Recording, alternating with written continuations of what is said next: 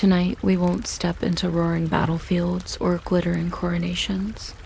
We'll walk instead into a hall where silence itself has rules, where even the tilt of a hat could decide the weight of your words. Not history written in sweeping victories, but measured in brushstrokes, bow angles, and the slow grind of ink in a shallow stone. Because in certain Chinese courts, justice didn't begin with judgment, it began with distance. A brim wide enough to keep whispers from imperial ears, sleeves long enough to hide a trembling hand, and rituals so precise they could turn law into choreography. Tonight, we'll linger in that deliberate stillness. We'll hear the ink pool into black glass, the soft thud of seals against silk, and the careful breath before a verdict crossed the emperor's lips. So dim the lights, let the room slow down, and if your breathing starts to match the measured pace of those ancient halls, that's just the past teaching you how to wait. If quiet histories like this keep you company, you might consider subscribing.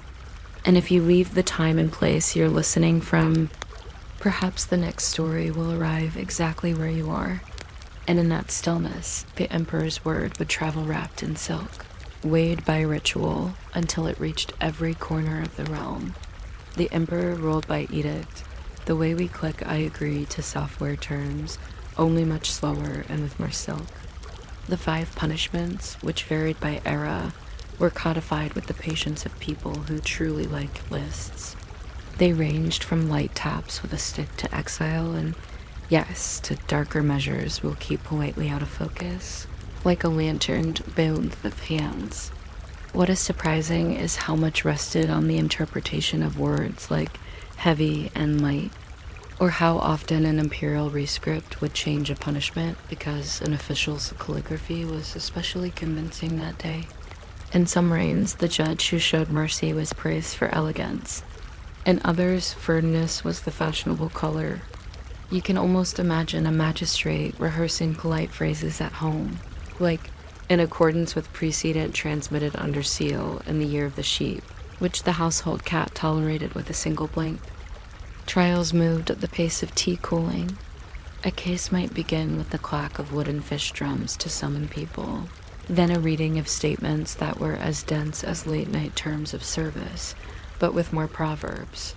Witnesses spoke in circles. Clerks noted wind direction. A man's hat might be mentioned to establish mood. Politics, meanwhile, pressed from the edges. A governor remembered a favor. A censor remembered a grudge. An uncle remembered that a cousin once borrowed a horse and never returned it. The record would then describe the decision as if it had fallen from the sky, already stamped and measured. Punishment followed, but often after a delay, so that the stars and calendars would be propitious. The universe had to nod along before the switch was raised or the exile paper folded. When you read those files, or if you can't sleep, imagine reading them. You notice the gentle obsession with lists. Lists of questions, lists of straps, lists of miles to be walked. Bureaucracy turned even sorrow into paperwork, which is a kind of mercy for the mind. There was also the odd courtesy of food. Prisons were expected to feed, at least in theory, and relatives could send baskets with explicit inventories. 2 steamed buns, 1 small jar of turnip, half a lotus root sliced neatly. These items were recorded in ledgers that never fell asleep, even if the guards sometimes did. The emperor's word traveled outward again and again, like ripples from a stone dropped into a lake, until it made contact with a specific person in a specific courtyard under a rafter painted with clouds. At that point, law became wood and rope and ceremony. And when the court wished to be seen as gentle, it said so extravagantly, as if gentleness required a trumpet. Amnesties were announced with the blowing of conch shells, which is an instrument that always sounds like you are far away from your problems, possibly near the sea. Public shame occupied a huge middle territory, the soft gravel path between a slap on the wrist and a blow you would rather not hear described. The king, for instance, was a collar made of heavy wood. It looked like a square table someone forgot to put legs on, then decided to wear. Sizes were regulated by a love of measurement that borders on the adorable. Some kangas were 2 feet by 2 others, 3 by 3 thickness adjusted to the gravity of the offense with fractions that would make a carpenter smile. On the boards, an artisan brushed the person's name, the charge, and sometimes a little flourish, because good calligraphy is good calligraphy, even on a portable billboard. The wearer could walk, though slowly, like a cautious turtle. Eating required friends with chopsticks or inventive use of the long spoon. Children, who were human in every century, sometimes stood underneath the kang to see if their voices echoed. Markets were the preferred stage. A man with a kang might be placed near the pickle cellar, where jars burped quietly and cucumber slices floated like green commas. People would pause, read, and make the polite grimace of citizens acknowledging a moral lesson they already knew. Some promoted their own righteousness by offering sips of tea, which is a very low-risk way to feel virtuous. At dusk, when smoke from cooking fires began to braid, the board's shadows grew long, and the letters looked like they were complaining about the angle. Officials inspected to ensure the inscriptions were legible, and that the owner had not cleverly shaved a corner off. Tiny acts of rebellion were sometimes that small. A king often served as a timer, 3 days for this slight, 5 for that quarrel. The punishment was heavy, yes, but also mostly administrative, like being made to carry your own resume everywhere you went. The phrase, death by 1,000 cuts, haunts translations like a squeaky floorboard. We keep it here as an idiom and keep the scene itself in soft focus because we are going to sleep, not to the scaffold. What is worth knowing is the bureaucratic halo around the phrase, a specialized set of documents, a particular court rank to sign them, a sequence of drums, and a calendar that like to be consulted. The old codes drew meticulous maps, even for the darkest parts of town. Some iris replaced this with quicker ends. Others preferred exile to raw force, believing that a long road with gravel in the sandals did the teaching better than a blade. Officials wrote essays about it in serene prose, the moral conclusions arriving like cranes on a quiet lake. The record has more about stamps than about screams, and that is the version I recommend for bedtime. Legends of bamboo torture float through popular retellings like uninvited reeds in a bowl of soup. The idea is that a shoot grows so persistently that it eventually pierces. We will not linger there. Instead, let us consider bamboo itself, which is both grass and miracle. Certain species really do grow quickly, an inch or more in an hour on a humid day, which is excellent news if you are building a fence and less excellent news if your neighbor is fond of fences. Bamboo made mats, roofs, fishing poles, flutes, and the friendly knocking clappers used to warn of fire. It held pots above stoves, held rafts together on quiet rivers, and held up imperial pavilions where nobody wished to be rained on. When fear-mongering stories leaned on bamboo's enthusiasm, they were borrowing the plant's reputation for getting things done. You might say bamboo is history's most diligent intern. Poisons lived in a palace of shadows with better housekeeping than you'd expect. Court physicians cataloged hundreds of substances. Aconite that warms like a secret, arsenic that sparkles unhelpfully, cinnabar that gleams like a red promise and is almost never a good idea. The same text that soothed fevers also listed what to avoid stirring into soup. Alchemists brewed elixirs with a confidence we would now call optimistic. Somewhere between useful medicine and shimmering myth stood the royal poisoners, who were less a single guild than a bundle of worries tied with ribbon. Food tasters were rotated like tires. Connoisseurs believed silver spoons would tarnish in the presence of sulfur compounds, which is scientifically fussy but poetically satisfying. Cups were rinsed in wine and then in water. Lids were lifted by servants who specialized only in lids, which is a job to ponder when sleep evades you. There were antidotes, or at least hopeful recipes for them. Powdered pearls were added to drinks with the logic that If something so lovely could not help, nothing could. Charcoal swallowed in a hurry helped more, though nobody wrote poems about it. Some emperors forbade mushrooms outright. Others grew mushrooms in special gardens, watched by people who probably became experts in cloud shapes out of sheer boredom. Spices were celebrated as both flavor and shield.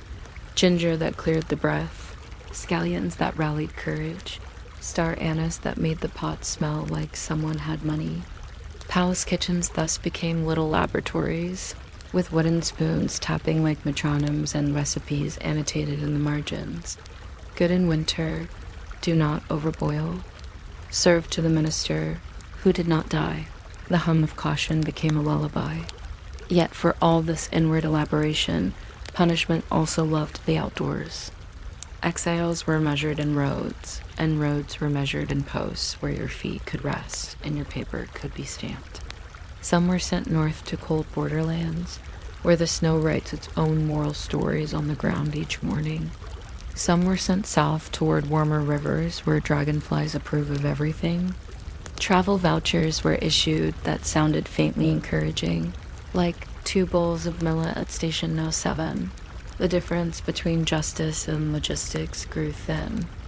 A person might begin the day as a wrongdoer and end it as a connoisseur of bridge designs. You were supposed to reflect. Many did. Others collected regional recipes for pickled greens, which is also a kind of reflection if you think about it long enough. Beyond China, the ancient world invented quiet punishments that were loud on the inside. In Athens, citizens could be banished by vote, not by speeches in thunderous courts, but by scratching a name on a small shard of broken pottery called an ostracolon. It is hard to imagine a humbler tool for a serious decision. These shards were recycled from cups and bowls. You wrote with whatever you had at hand. The city tallied them in the open air, like counting seashells. If a threshold was met, a respected man went away for 10 years to think about being respected in a different location. It was democracy's way of tidying the room without throwing out the furniture.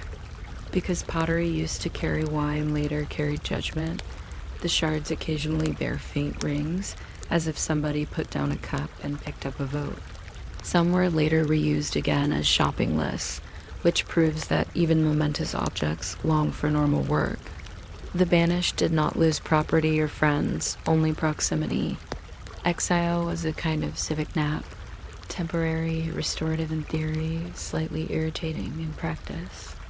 The city avoided the mess of trials and the spectacle of chains. It merely pointed to the gate and waited. That slowness was the point. An ostracism told a man that the city found him too much, in the way a too bright lamp needs a cloth thrown over it. The law trusted that time, that universal solvent, would dull whatever was sharp. Meanwhile, the shards were stored the way cities store memories, haphazardly and with a certain charm. Archaeologists find them still, inscribed with names that once caused murmurs and now cause pleasant yawns. Rome preferred erasure to travel. Damnatio memoria, the condemnation of memory, ordered a person's name and face to be rubbed out from inscriptions and statues. It sounds violent, but in the archaeological record it looks like tired chisels, scuffed marble, and places where letters used to be. You can stand before a pediment and see a row of names interrupted by a tidy blank, like teeth with a polite gap. Coins were sometimes restruck with someone else's portrait, which is the monetary equivalent of flipping a photograph and writing a new caption on the back. Bureaucrats logged the deletions with immaculate handwriting. Apparently, nothing is more carefully recorded than an official decision to forget. The result feels like a museum of ghosts. You know, someone lived in the gap because the gap is so well framed. In households and shops, people accommodated the erasures with little hacks. If a statue had its face shaved off, someone might set a basket of figs in front of it, because figs are soothing and statues do not object. If a name was removed from a triumphal arch, local guides would point at the space and say, "a certain person," with an elegant shrug that tourists could imitate. When the emperor changed again, and they did, with the industry of mayflies, a new inscription might reappear, as if the stone had remembered on its own. Erasure bred palimpsest, and palimpsest bred a feeling that time is friendly but forgetful, like an uncle who always tells you he was a soldier but cannot recall the regiment. The practical part of oblivion involved wax tablets, sandboxes, and a lot of sanding. Roman school children practiced letters on wax and then smoothed them with the flat of a stylus, which is essentially junior damnatio memoria with butter smacks. Scribes used sand to dry ink and to scrub mistakes, creating a hush like the sea working on a beach. Even the device that kept scrolls rolled, a small tie, nothing dramatic, participated in forgetfulness when it slipped and a sheet lost its label. People who fear the future's judgment should know that history is held together by ribbons. Returning to China for a moment, we can see a correspondence between these gentler Western inventions and the Eastern love of ceremony. A king announces wrongdoing without breaking a person beyond repair. Ostracism does the same, but with pottery. Erasure does it with chisels and patience. All three prefer the slow persuasion of inconvenience over the quick persuasion of pain. They are punishments that believe in calendars. They let seasons do some of the work. And always, behind the scrolls and boards and stones, there is handwriting. The brush, the stylus, the chisel, and that quiet clerk in his corner, grinding ink while the morning warms up. Punishment begins as a line of characters and often ends as the same. People go home. Friends bring a spoon to a person wearing a wooden board. A banished man writes a letter about figs. A former face on a plinth becomes a place to hang a wreath. History absorbs it all the way. A courtyard absorbs footsteps, leaving only a faint polish on the longest paths. If you are still listening, you have met many objects tonight. Hats with brims like rings, boards that were also sentences, shards that voted, coins that changed their minds, and bamboo that grew as if it had an appointment. The laws that used them were stern, yes, but also oddly domestic. They involved cooking fires and market stalls, penmanship and errands. Even when the state wished to frighten, it did so with things you could list, weigh, polish, and store on a shelf. The shelves got dusty, people sneezed. The court scribe paused to refill his brush and, for one moment, thought only about the delicious weight of a steamed bun. Some punishments I have mentioned only by their shadow, because the shadow is enough. What remains and is almost pleasant is the slowness, the exactness, the sense that societies discipline themselves the way gardeners prune a tree, clipping more often than chopping, tying twine in little boughs you can barely see from the gate. The emperor's word traveled out and back like a kite string. Greek voters pressed their thoughts into ceramic leftovers. Roman stonemasons exhaled dust and made a name into air. The world learned and forgot, then learned again. Somewhere, an official still adjusts a cap before announcing a decision. Somewhere, a market woman still sets out a tray of pickles near a person who must stand and think about things. Somewhere, a clerk still writes the date with beautiful caution, making the horizontal line just a little longer than needed. If you have drifted by now, that is all right. The ink can dry on its own.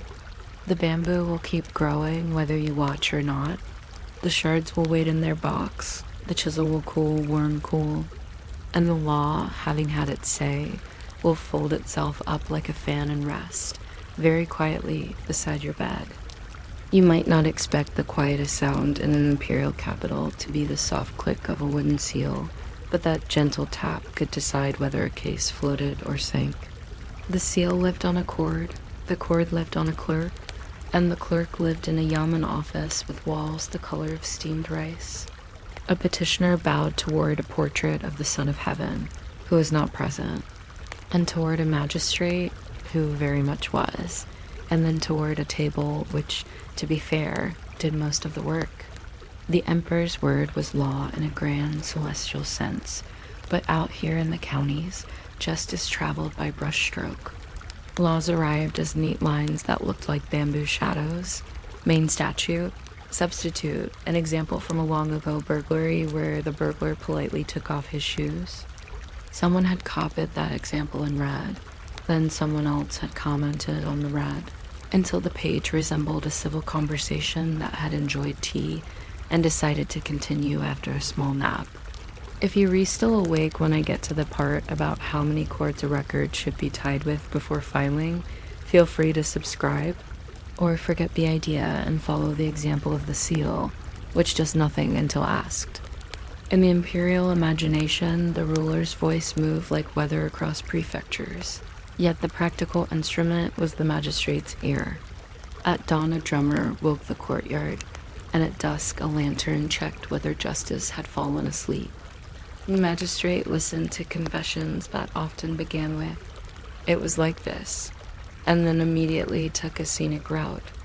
Scribes recorded not only claims but posture, as if an inconvenient shrug were a small footnote from heaven. The code instructed the bench to calibrate such things with a care usually reserved for astronomy. A theft at noon was one thing.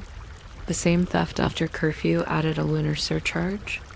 Theft with a cousin counted differently than theft with a stranger, and theft with a monk had its own paragraph, presumably because monks brought excellent witnesses. Nothing was left to improvisation except the art of looking wise while rereading a page. When the courtroom needed persuasion but not drama, it used furniture. The king leaned against a wall like a wooden moon that had lost interest in the sky. The thing was simple: a square collar heavier than its moral, hole in the middle, inscriptions around the edge the way potters sign bowls. To where it was to have your biography turned into signage. The board announced the name, the offense, and sometimes a proverb chosen with the same curt humor that gives petfish famous names. A straight bamboo casts a straight shadow, one board might say, while the wearer nodded as best he could and contemplated shadows. The craftsmanship could be suspiciously good, lacquered edges, careful joinery, as if the carpenter had been paid in pride. Passers-by did not so much gawk as read. Markets made room for it, the way markets make room for umbrellas after rain begins. Slightly inconvenienced, faintly entertained, quickly expert.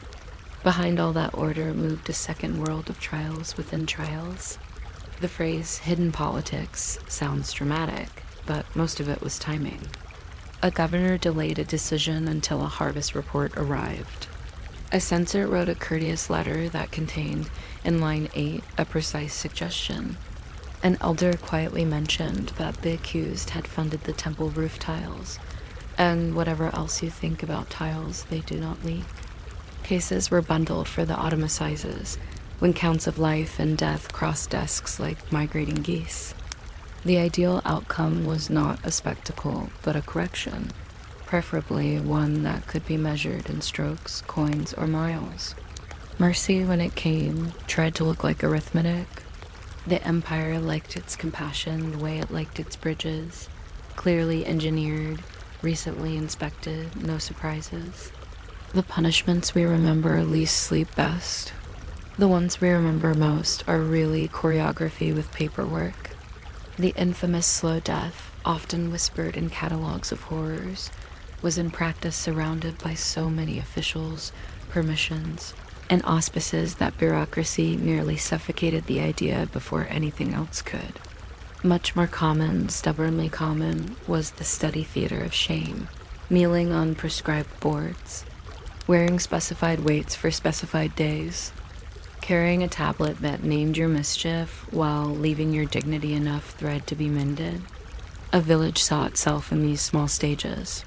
The child returning from school sounded out the characters like a lesson with unusual punctuation. The hawker of buns nodded and rotated a tray, so the sesame seeds faced the sun. The offender, for his part, discovered that the worst sting was that life kept happening at arm's length, and that most people were kind enough to hold the cup to his lips anyway. Public humiliation worked because it refused urgency. Time did the teaching.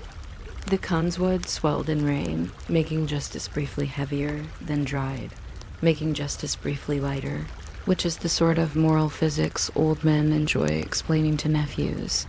The board forced a new geometry on daily life. Doorways were negotiated. Sleep happened in short, practical segments, like a poorly edited letter.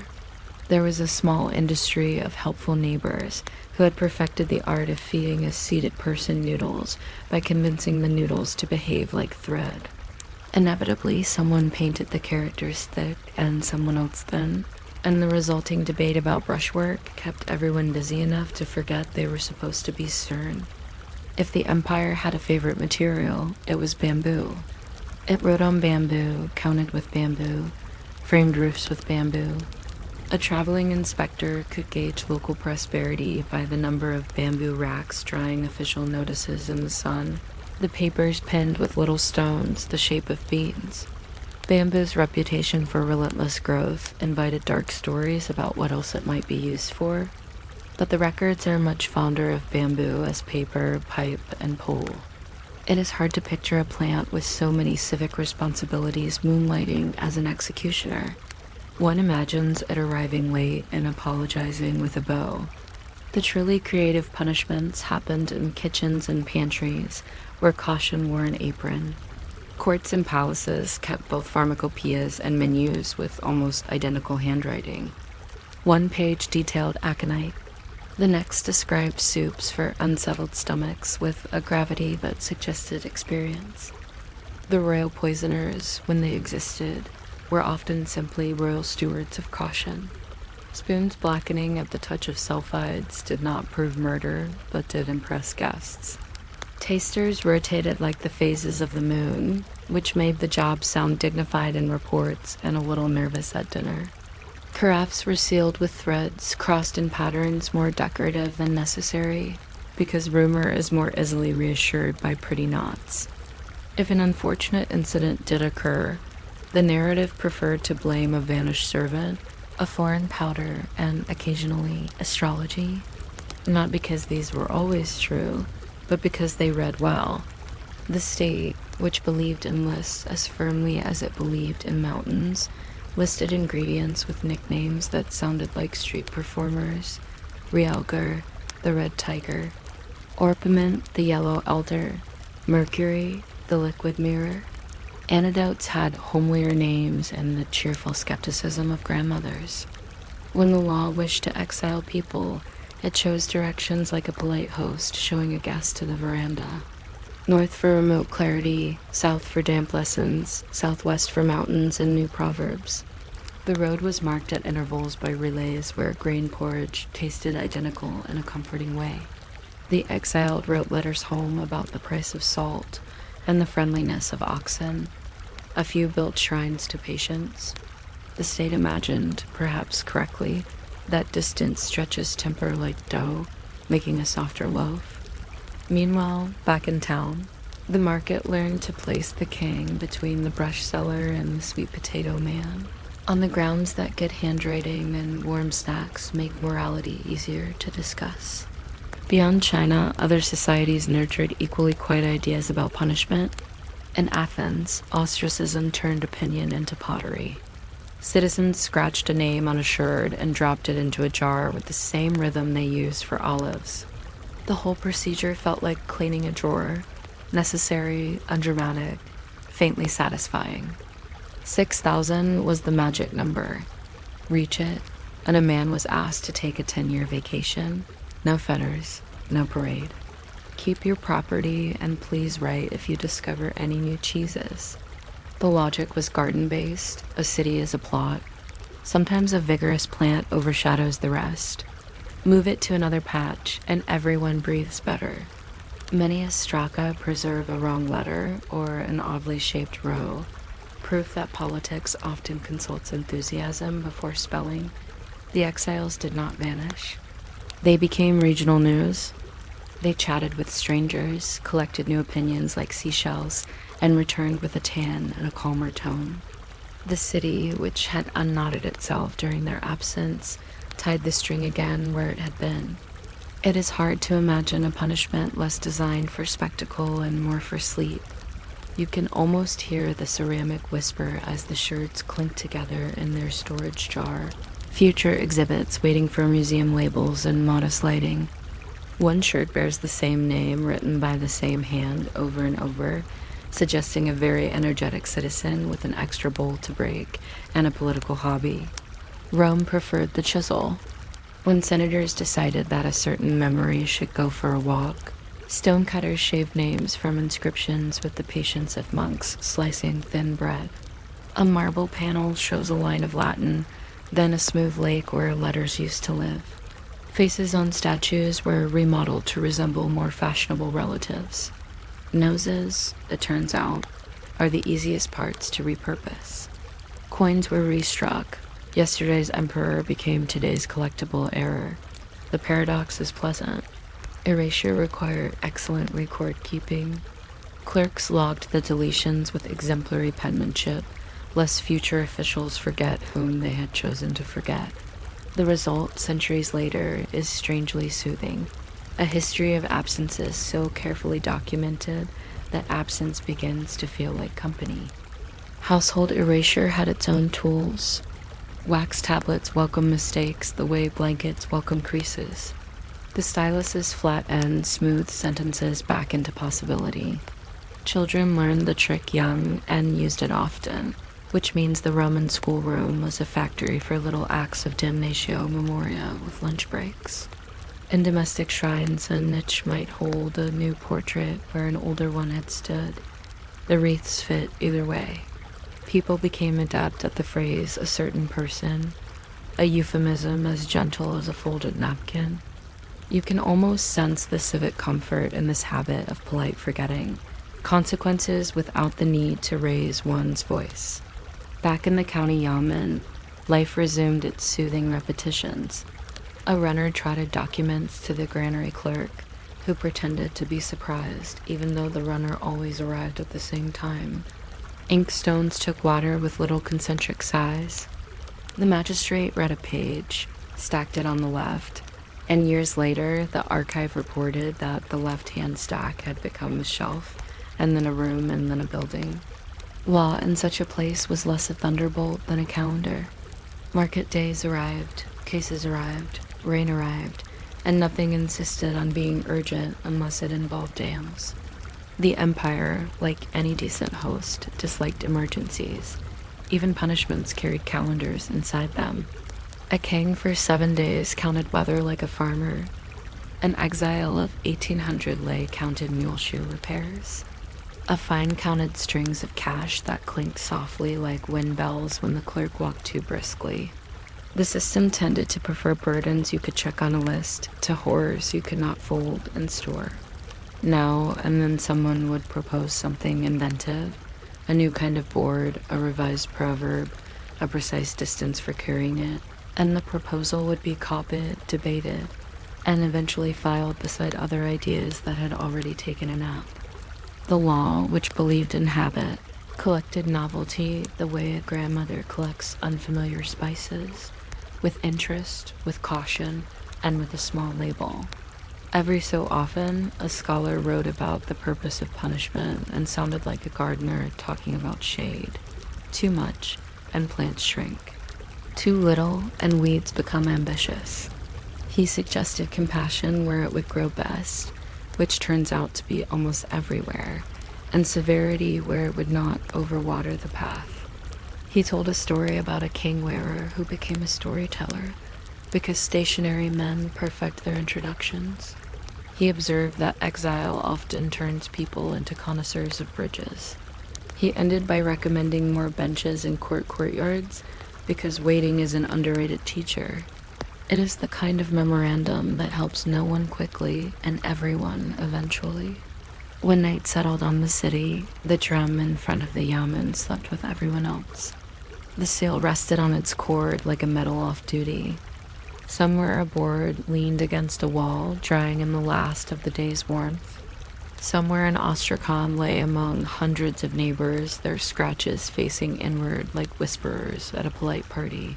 Somewhere a marble panel glowed pale in moonlight, its empty rectangle smoother than the surrounding history. The magistrate took off his hat with the stiff wings and became, for several hours, a man who appreciated kanji. Even rumors about poison kept reasonable hours, because kitchens do not argue with stoves after dark. If your eyes are heavy, take comfort in the paperwork. It will still be there when you wake. Knots on threads, tallies on bamboo strips, ledgers that smell faintly of flour paste. The Empire's compassion remains filed under the same characters as last week. Athens's jar of sherds waits on its shelf, patient as terracotta. Rome's chisels have been cleaned and hung on their pegs with domestic pride. The king, for the moment, is only wood. Bamboo is busy being useful in a dozen decent ways, none of them hurried. Somewhere a clerk weighs a stack of pages with his hand and decides it can wait until morning, which is the closest thing to mercy a file ever needs. You might not think a courtroom's most decisive instrument would be a brush hair thinner than a mosquito's leg, but there it was, gliding across paper with the soft sound of a moth landing. In imperial China, the emperor's word outranked mountains and monsoons. Yet most days the law arrived as ink, carefully stacked to dry in the shade like noodles set out on a bamboo rack. A single stroke could turn a fine into exile, or exile into a stern lecture with tea. The brush was patient, which is convenient for anyone listening at bedtime.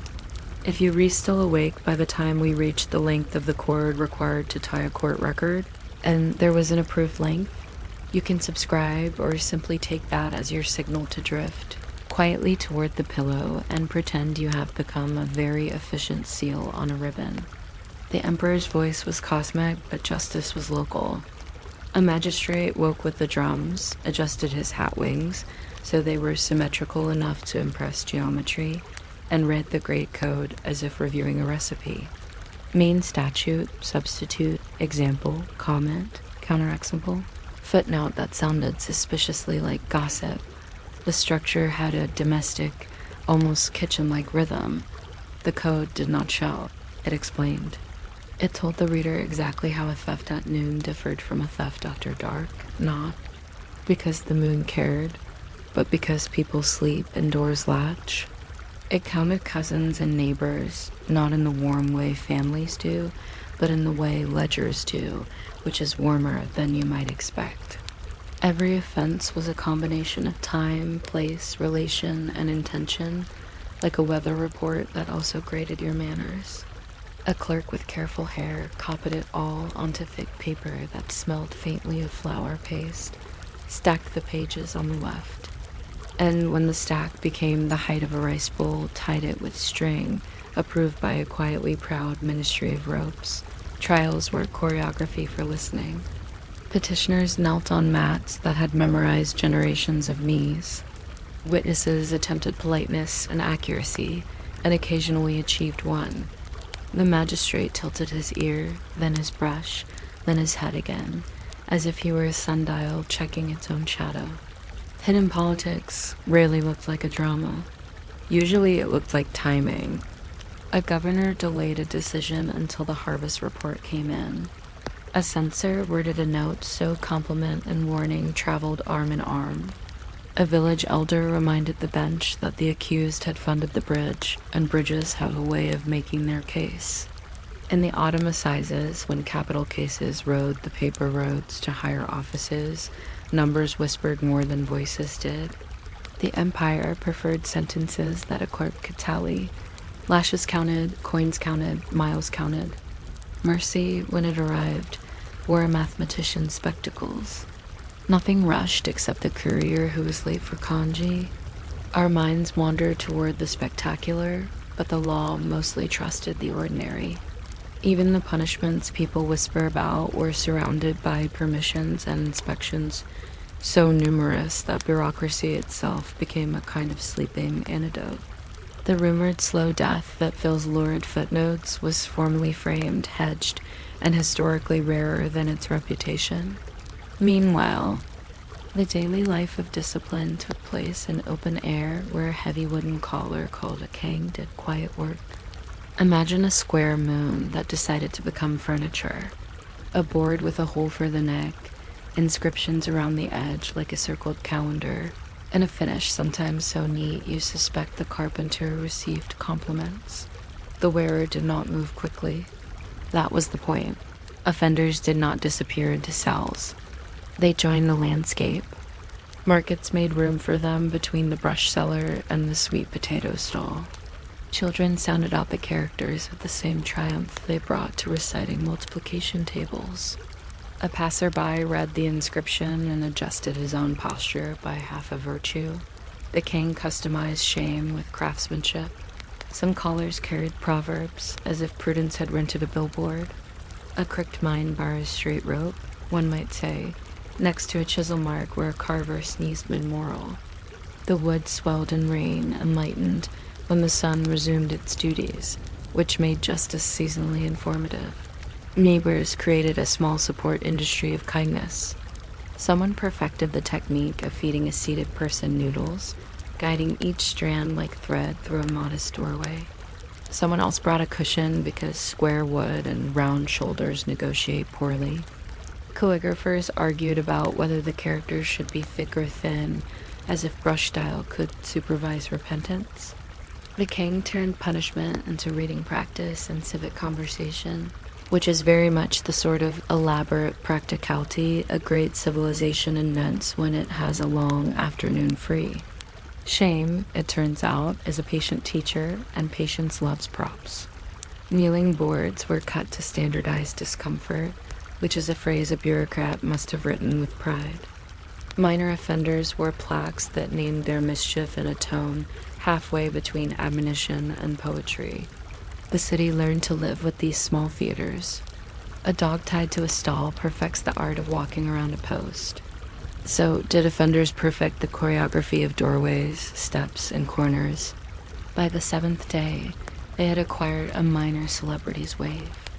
The punishment worked not by spectacle, but by calendar. Day 1 surprising, Day 4 instructional, Day 7 boring enough to succeed. If your eyes are growing heavy, you already understand the method. Now we arrive at bamboo, a plant so useful that it must occasionally have looked guilty.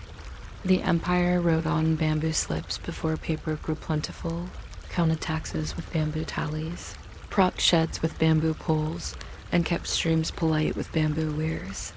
Stories insist that bamboo can be cruel, because relentless growth makes a good parable. The archives, as always, are quieter. Officials preferred bamboo for scaffolds and stationery, not for melodrama. Still, the plant had a reputation for carrying messages between nature and law. A magistrate reviewing a case under a bamboo grove could feel that the statutes around him were standing upright in good company. In the humid months, the leaves scribbled against one another like a courtier's sleeve. If a shoot did what shoots do and rose with polite determination, no clerk filed an official complaint against botany. They had ink to dry. The royal poisoners, meanwhile, were often royal prevention officers with excellent nervous systems. Courts took their kitchens seriously. Copper spoons were polished until they could see themselves. Wine jugs were silk threads knotted in patterns so pretty that rumor hesitated. Tasters rotated like phases of the moon, so no one phase felt unduly honored. When the archives list toxins, they do so with nicknames suggestive of street theater: Realgar, the red tiger; Orpiment, the yellow elder; Mercury, the liquid mirror.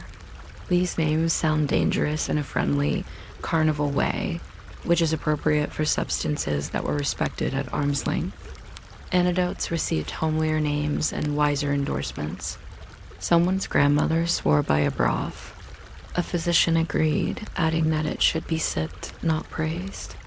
The lore of kitchens and the lore of apothecaries met in the middle over a simmering pot and agreed there should be more ginger in everything, just in case.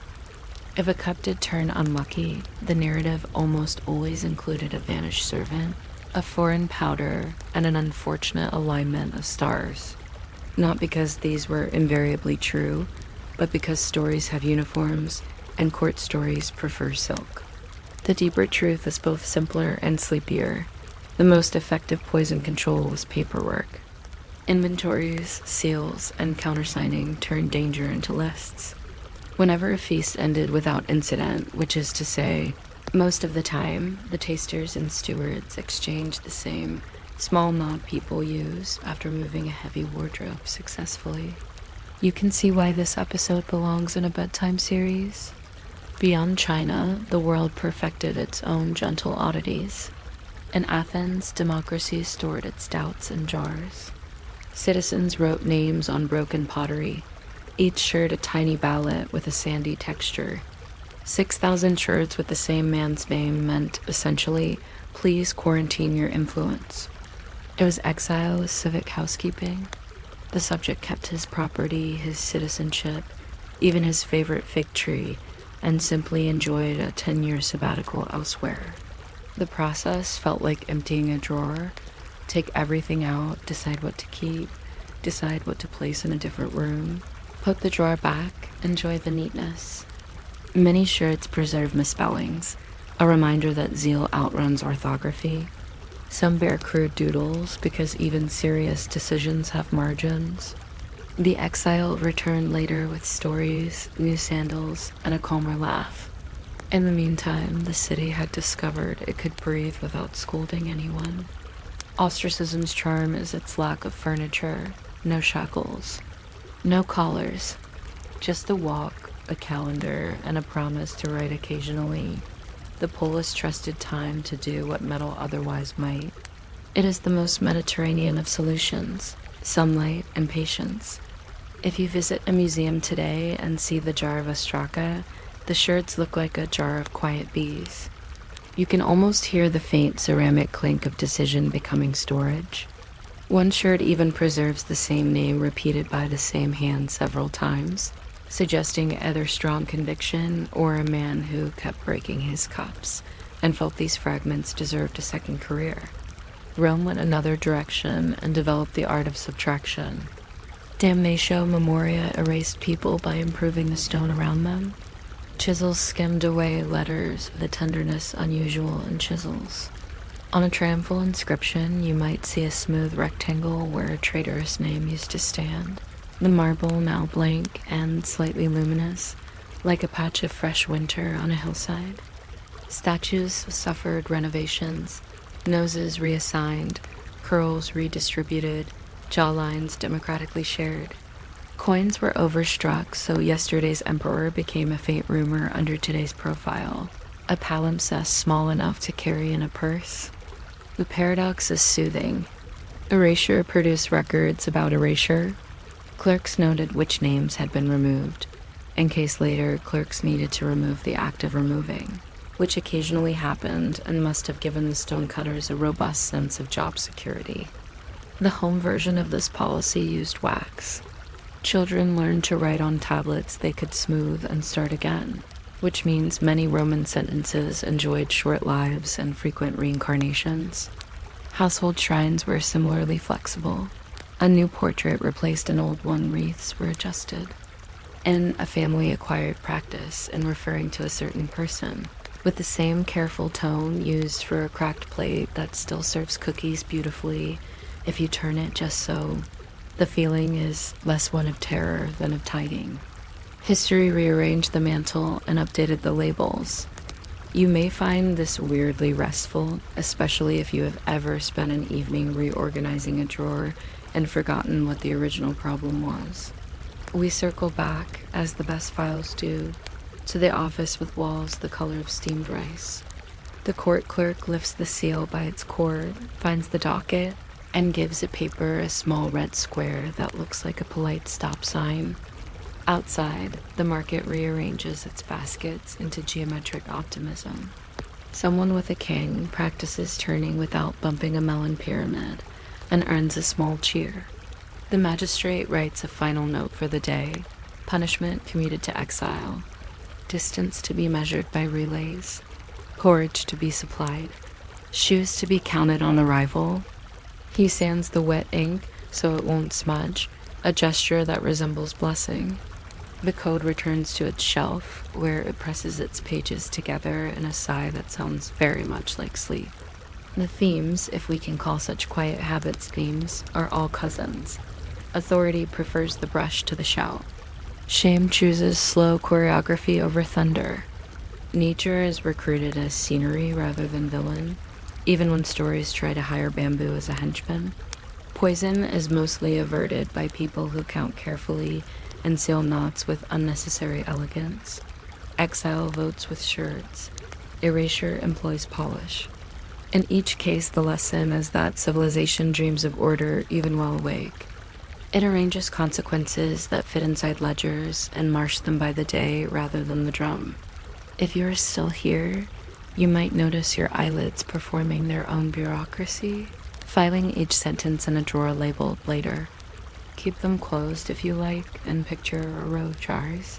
One full of Astraca, one full of sealing paste, one full of ginger slices waiting for antidotal work they almost never get to do. Picture a board leaning against a wall, its inscription drying to a dignified black. Picture a statue with a carefully smoothed rectangle where a name once lived, a small square of moonlight and daylight. Imagine bamboo leaves rubbing together with the lazy energy of a satisfied bookkeeper, somewhere a clerk is counting chords, somewhere a steward is tying a knot whose elegance no one will mention because it is already perfect. Somewhere a drum that keeps court time has turned its face to the wall and is practicing silence. You can practice with it, and no one will mark you absent. You might not expect a legal system to sound like a calligrapher tidying a desk, but the imperial courts of China did just that, one carefully trimmed brush and one precisely folded document at a time.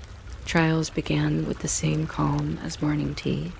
Officials checked the ink stick, ground it to a polite gloss, and arranged bamboo slips like patient dominoes waiting for their turn. The emperor's word hovered over everything, not as thunder, but as weather you could plan around. When an edict came, it arrived with the softness of a red seal placed on fresh paper, the way a warm pastry settles on a plate. Authority was ceremonial, repetitive, and thorough. Even the silence had rules. If you were still awake by the time we discussed the exact angle of a magistrate's hat wings, wide enough to discourage whispering courtiers, you're redoing beautifully.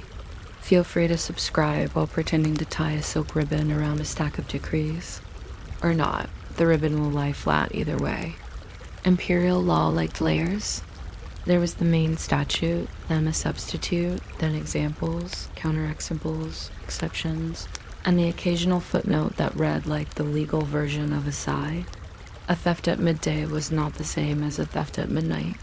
One disturbed commerce, the other disturbed sleep. The difference was measurable, like the gap between two rice bowls stacked slightly off-center. The clerks measured everything. They counted lashes and miles and years of exile, with a devotion that suggests arithmetic can, in fact, be a moral art. The emperor's authority did not need to shout, it preferred to tabulate. A sentence might be reduced for filial piety, or increased for creative rudeness. Everyone understood that creativity should be saved for poetry and bridge construction, not quarrels. Courtrooms were organized around listening. Petitioners spoke in the orderly order of their injuries, witnesses in the orderly order of their eyesight, and the magistrate in the orderly order of his brushstrokes. Questions were not flung so much as set gently on the table for inspection. Hidden politics ran on timing more than drama. A governor delayed a ruling until the harvest report appeared, because a good crop softened hearts and a poor one hardened ledgers. A censor wrote a sentence that could be read as either compliment or caution, leaving the reader to choose which. A village headman reminded the bench that the accused once paid for the bridge planks that squeaked pleasantly in the rain. Bridges often won cases, mostly because everyone preferred crossing to quarreling. Punishment, contrary to what legend insists, wore the face of routine. The empire valued sentences that fit on minds. The linky you may have heard about lives in lurid footnotes and later imaginations. In the archives, it is bounded by pages, permissions, seals. and the kind of oversight that administrative minds invent when they want terrible things to remain carefully improbable. The everyday instruments of correction were less theatrical. The cane, a heavy wooden collar, did public work as steady as a milestone. Imagine a square table that became a necklace. Offenders wore them in the marketplace and learned the art of standing still while the city flowed around them like a river, learning to part for a rock. The Kong's surface told a story in tidy characters. Name, offense, date, a proverb short enough to memorize while waiting for tofu to brown. Straight in the heart. The feet will follow, one inscription advised. Right beside a knot so perfect, the rope looked pleased with itself. Craftsmen made the board smooth on the side that met the neck, not out of softness, but out of pride, and sharp on the corners where pride looks best. Neighbors brought noodles and a stool. Feeding a seated person through a square of wood is a community skill that improves with practice, and markets are full of practice. Children practice reading the plaque too, which suggests that shame, literacy, and snack time often shared a bench. When rain came, the king absorbed it and became heavier, turning repentance into a barometer. Some might reverse the process and lighten the load, a small meteorology lesson for anyone standing nearby. The punishment worked by days, not seconds. Day 1 startled, Day 3 instructed, Day 7 bored everyone into good behavior. It is hard to pursue notoriety in a device that leaves your hands free only to shoo flies. An offender learned the exact distance between a step and a melon stall, because bumping fruit attracts a fine, and fines lengthen time, and time is what the king counts most closely. Some punishments were more inventive in story than in practice. Bamboo, for instance, grows at a courteous speed and makes pleasant sounds in wind. 1,000 retellings insisted a shoot could rise through a body like a green elevator.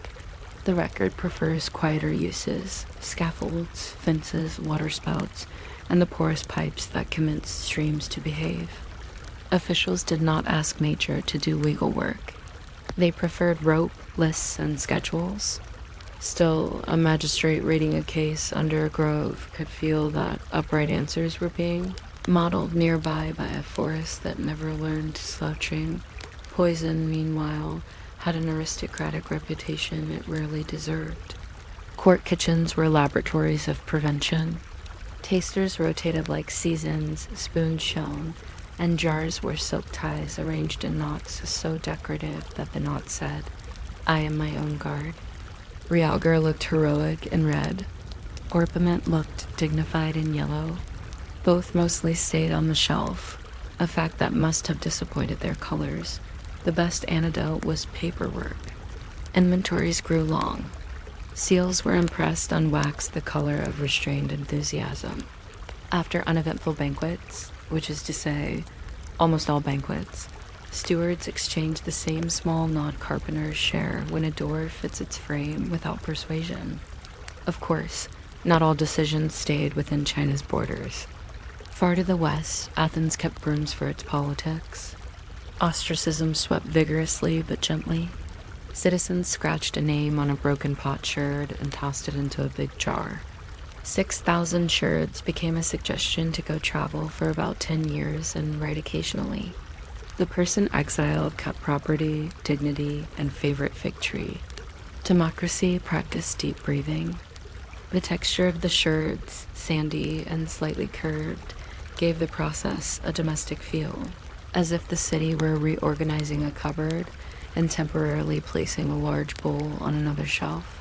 The jar of Ostraka looked like a beehive of opinions. Some sherds held misspellings. Zeal rarely checks the dictionary first.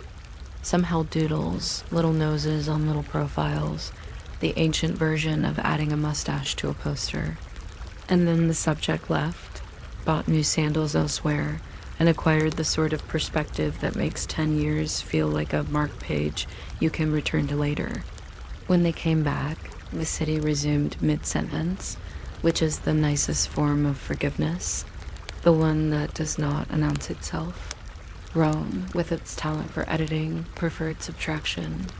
Damnatio Memoria did not harm the body. It renovated the stone.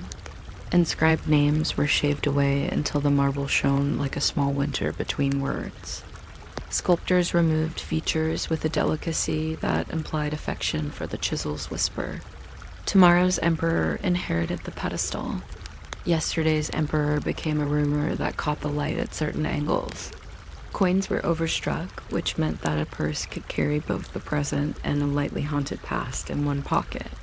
The policy was earnest about erasing, and yet it left behind entire catalogs of erasures, which is a paradox librarians cherish. This Roman tiding extended to wax. Children practiced letters on tablets, then warmed the surface smooth and began again, inventing revision before essays knew they needed it. Households replaced portraits in the family shrine, loosening wreaths and resettling garlands the way people reposition sofa cushions. An erased name became a certain person, which is how families still discuss the uncle who tried to cook stew with 6 bay leaves and good intentions. The mood was administrative, not vengeful. History changed labels on drawers. Back in the Chinese yamen, the court day wound down predictably. The clerk lifted the seal by its silken leash and pressed it into cinnabar paste.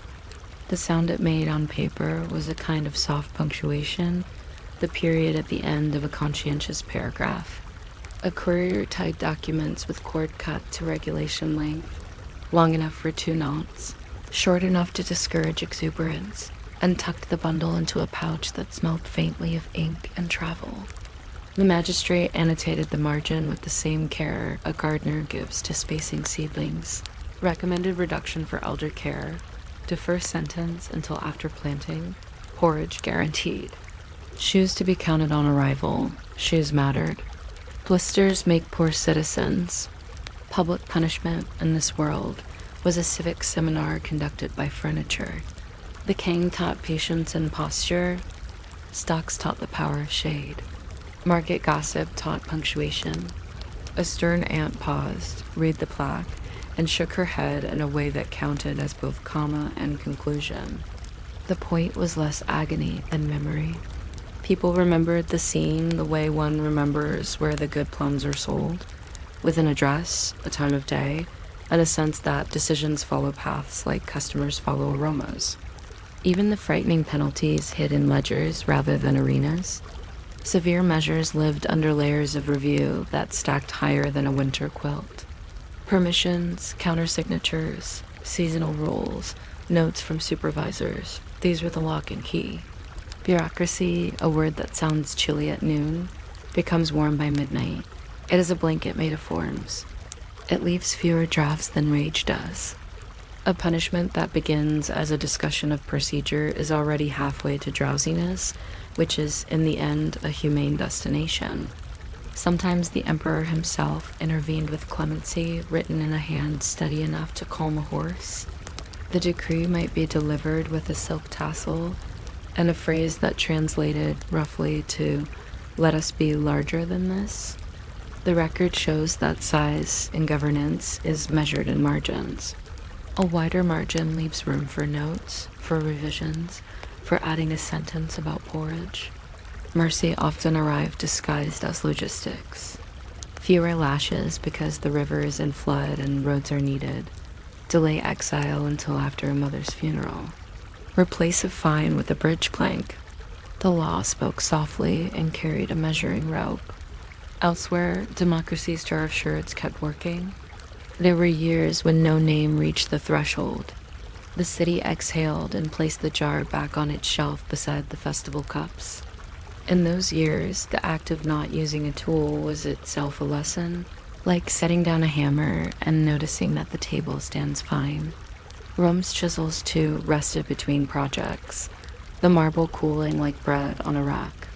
The absence of action leaves the best kind of record, a quiet one that invites naps. The longer you look, the more these systems resemble household habits. Mark a line, adjust a ribbon, label a jar, erase a smudge. Stand in the market wearing a wooden square while neighbors improvise better ways to hand you tea. vote with pottery and go for a walk. Sand down a name and polish the rest so it gleams. History often behaves like domesticity with stamps. It prefers checklists to trumpet blasts. It makes beds in the morning and smooths blankets at night. The final scene is gentle. The court doors close with a thump that sounds like two palms concluding a prayer. The evening drum turns from witness to lullaby. A shopkeeper arranges lanterns in tidy red rows. A child points at characters on a plaque and reads them with great seriousness. A friend of the offender stands a few feet away, speaking about the weather in the considerate way people do when conversation is a gift rather than an interrogation. Somewhere far away, an Athenian drops a shirt into a jar and walks toward the harbor to look at ships.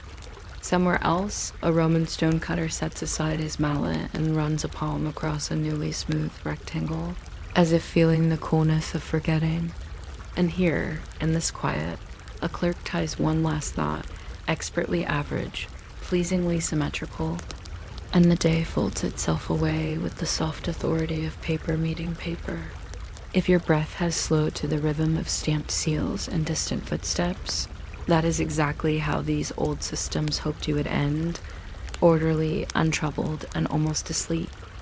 You might not expect a courtroom to smell faintly of pine resin and lamp oil, or to sound like paper, being smoothed with the palm of a careful hand, but the imperial halls of China preferred that sort of atmosphere. Justice arrived, not with a clang, but with the tidy hush of silk sleeves negotiating a desk. The emperor's word was the roof beam over the whole building. People did not look up at it often.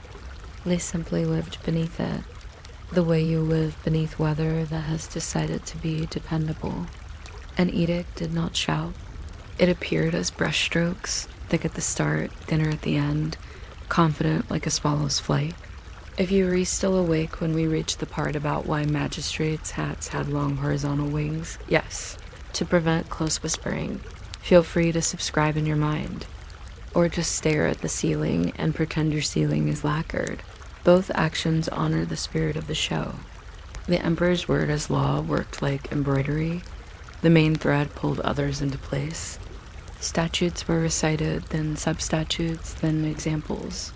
The law knew the difference between a midnight quarrel and a market hour scuffle, the same way a cook knows the difference between a simmer and a boil by listening to the lid.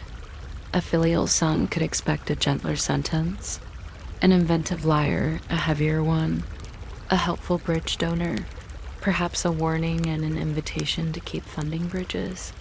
The point was not drama. The point was fib. Officials prized punishments that balanced like a pair of matched bulls.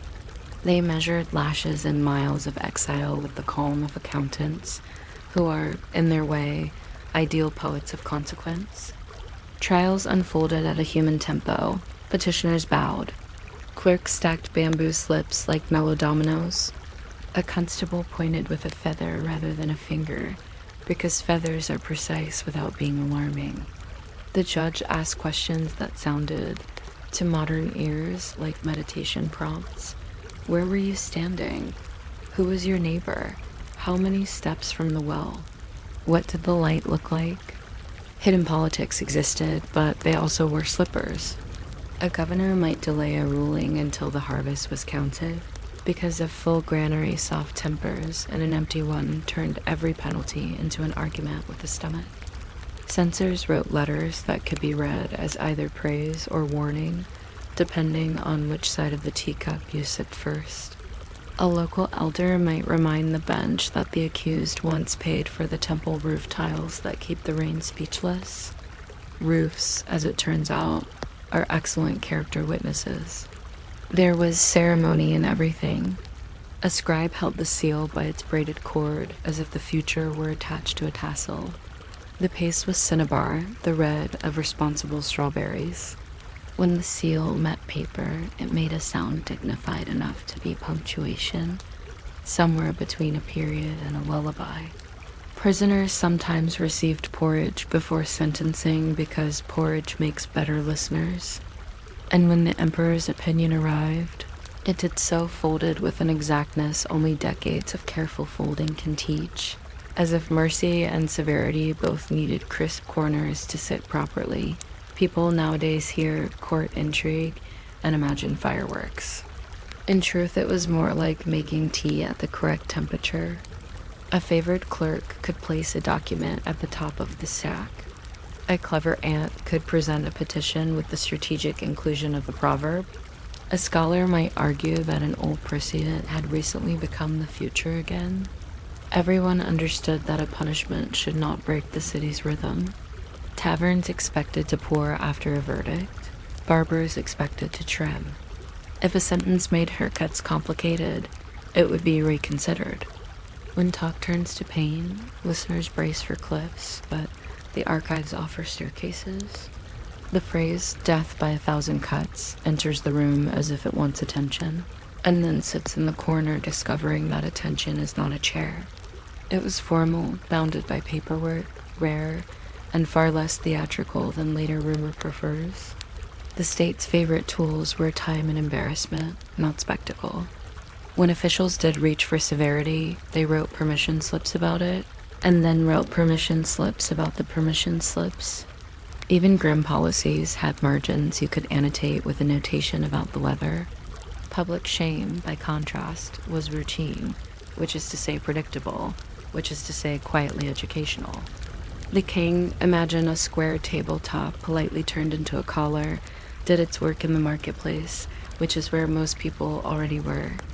A king made the wearer visible without making anyone run. The board's face carried characters neat enough to teach reading. Name. Offense date, perhaps a modest proverb to season the lesson. Straighten the heart. The feet will follow. One plank advised, which is sound guidance for both ethics and long walks. Neighbors stood nearby and offered noodles. Feeding someone through a square hole is harder than it looks the first time, and easier the fourth, which is how communities learn dexterity and patience simultaneously. Rain made the king heavier. That was part of the point. Sunlight lightened it by afternoon. These facts turned the punishment into a conversation with the day. The person in the collar and the exact distance between his feet, and the melon stall and the broom vendor and the dog who considered everyone a cousin. He learned that shame is mostly standing still while the city keeps moving. Day 1 gathered crowds. Day 2 invented jokes. Day 3 introduced boredom. By day 5, the lesson was simply to be ordinary again. Markets are very good at teaching ordinariness. They do it with cabbage and small coins. Stories multiply around bamboo like cicadas around summer. You may have heard that the plant grows with martial purpose through everything in its path. Bamboo does grow, and sometimes obligingly fast, but it grows like a polite cue, steadily, upright, slightly creaky, asking its own leaves for shade. In court records, bamboo served more often as fence and scaffold and flute than as executioner. The famous tale of shoots used as spears is the kind of thing that could happen in theory and mostly enjoyed happening in rumor. Nature was consulted about morality mostly by analogy. Upright stalks were examples to citizens the way well-swept thresholds are examples to guests. Officials preferred ropes, timetables, and the reliable arithmetic of calendars. Poison, too, belongs to the shelf of dramatic things that were quieter when actually used. Court kitchens were laboratories of caution. Jars were silk ties like gentlemen at a quiet banquet. Ingredients with glorious names, realgar, orpiment, monkshood. The whole chorus line of inky tinctures often remained exactly where they looked best. Labeled, inventory admired from a respectful distance. Tasters rotated, spoons gleamed, and a steward tallied cups with the diligence of a librarian who loves both books and counting books. The ideal poisoning, according to fearful imaginations, was theatrical. The ideal court dinner, according to reality, ended with everyone pleasantly bored enough to discuss new irrigation ditches. Beyond China, other civilizations invented punishments that were strange mostly because of how organized they were. In Athens, Ostracism asked citizens to vote with broken pottery. The sherds, properly called ostraka, felt sandy in the hand, slightly curved, and perfect for a name. People wrote the names of political men whose presence seemed to clutter the air. If the total crossed 6,000, the chosen man took a decade-long vacation. He kept his property, his library, and that fig tree he always admired. Democracy tidied the room by opening a window rather than throwing furniture. The city was not angry. It was rearranging. The scene at the vote looked like a pottery class holding opinions. Spelling sometimes suffered from enthusiasm, which is a very human problem with a paper trail. A few drawings appeared on sherds, tasteful small noses and heroic chins, because even serious citizens doodle. After the count, the exiled figure left by road or by sea acquired new sandals, learned the faces of new bakers, and wrote letters home that began, "It is warm here, and the olives behave." When the decade closed, he returned with stories about wind patterns, and the city resumed exactly where it had paused, which is a skill families also possess. Resuming is gentler than apologizing. Rome preferred punctuation marks carved in stone. Damnatio memoria, a condemnation of memory, was the empire's habit of editing a person out of public things while leaving the public things freshly polished. Names were chiseled off, shaved away until marble became a pale lake. Portraits had their noses remodeled into air. Coins were overstruck with newer rulers, which meant that a purse could carry hints of the past the way an old jacket carries a ghost of last winter's perfume. It was less a rage than an insistence that labels matched the shelving. The chisels spoke softly. The inscriptions simply changed subject. If you lean close to one of those altered stones, you can see where the carver smoothed the letters into anonymity. The surface reflects light in a patient way, as if the stone has decided to daydream. In homes, wax tablets got similar treatment. Children wrote practice lines, warmed the wax, erased triumphantly, and began again, which is the miniature version of imperial policy. You can almost hear a mother saying, "Try it one more time," to a child and to a senator on the same morning.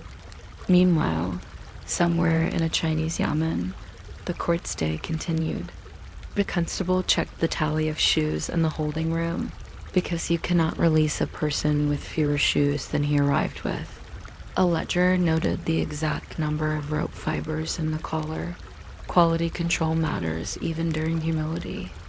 And a clerk added a comment about the weather, because weather affects tempers and tempers affect fines. The magistrate wrote a final line in the margin recommending that a sentence be postponed until after planting. The way good doctors advise rescheduling minor surgery until after a cough. The law, when it is wise, waits for the season to cooperate. The king went on instructing. Children counted the carved strokes and the characters and practiced the radicals for heart and straight. A vendor used the flat edge of a punishment board to weigh paper by the sheet. Practical reuse appears wherever wood is plentiful. And an old man told a story about the time a scholar wore the collar while continuing to recite poetry, which impressed everyone and especially the scholar. Even a lesson in shame gathers its own legends. When the sun tilted, the market began to taste of sesame and steam. Someone adjusted the offender's hat with 2 fingers, the universal gesture for keep your dignity when possible. On the bamboo front, gardeners harvested poles for scaffolds and songs. Few things make a better whistle than a length of bamboo with 2 holes in an afternoon. Archivists noted where bamboo paper disappointed in humidity and where it succeeded in winter. These recorded successes and failures did more to guide the empire than any dark fantasy of green spears. If you want a civilization to behave, give it notebooks. If you want it to sleep well, give it routines. Bamboo provided both. Back at court dinners, tasters performed tiny theaters so carefully that no one noticed they were on stage. The highest praise for a royal cook was a meal that ended in talk about irrigation yet again. Irrigation is the universal small talk of empires because water is both patient and moody. A princess lifted her cup, noticed the pleasing weight of the ceramic base, and complimented the potter's village. Somewhere a clerk added 2 more cups to blue glaze set, one slightly chipped, still charming, which is how empires fight chaos with adjectives and inventories. In Athens, the jar of Ostraka was stored, probably on a shelf near other jars that held olives or opinions about olives. There were years when no vote was called. The city looked at itself and decided the furniture could stay exactly where it was. The absence of drama has a texture like the quiet after rain that lets streets remember how dust works. People notice that it is pleasant to be unremarkable. The best punishments, the king, the vote of exile, the edited inscription, all share that curiosity. They transform public life by making everyone a little sleepier. Rome's stonecutters, after a morning spent revising history, sat in the shade with bread. One ran a hand across the smoothed marble rectangle and felt the coolness on his palm, the way you feel a pond before deciding to nap beside it. He may have thought about the removed name, or he may have thought about his own sandals needing new laces. Memory is not only what we remember. It is also the list of things we decide not to think about before lunch. The imperial judge stacked the last papers at an angle that promised tomorrow would find them right where they were expected. The red seal dried to a gentle dullness. The constable returned the feather pointer to its case as if it were a small bird come home. Outside, someone practiced a flute made from bamboo and enthusiasm. Shopkeepers counted coins with that efficient fingertip rhythm that sounds like rain deciding to be arithmetic.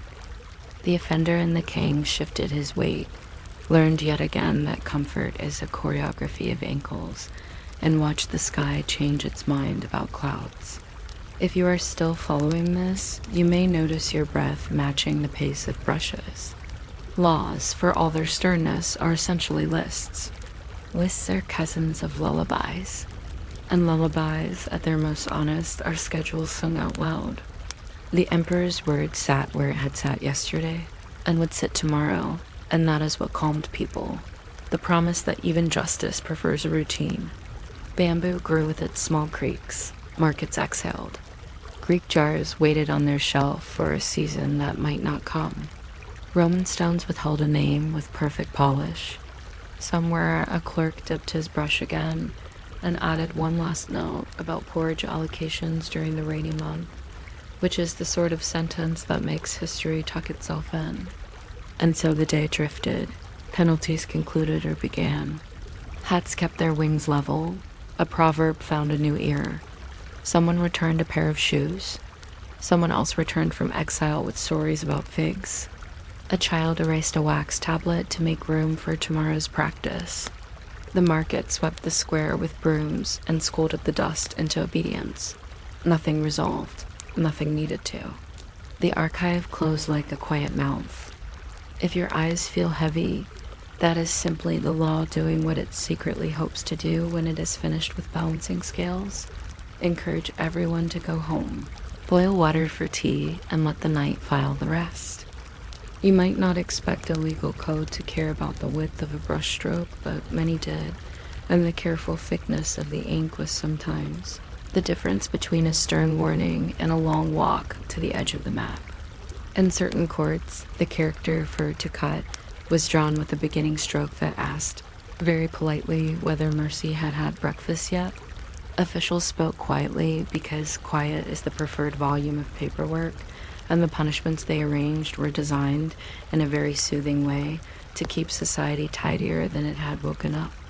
If you are still awake by the time we discuss why some magistrates issued hat penalties, which are exactly what they sound like, feel free to subscribe mentally.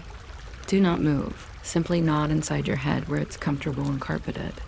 In the imperial imagination, justice behaved like furniture, sturdy, unmoving, and happiest when dusted. The emperor's word underpinned everything, but the day-to-day work belonged to magistrates who ran towns the way a head librarian runs a quiet festival of shelves.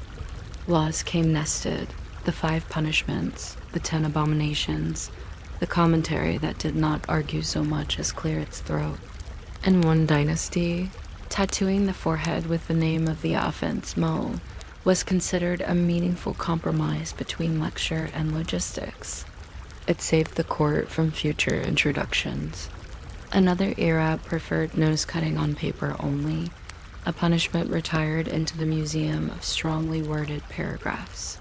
What actually reached the street more often was exile and labor, orderly miles on reliable roads.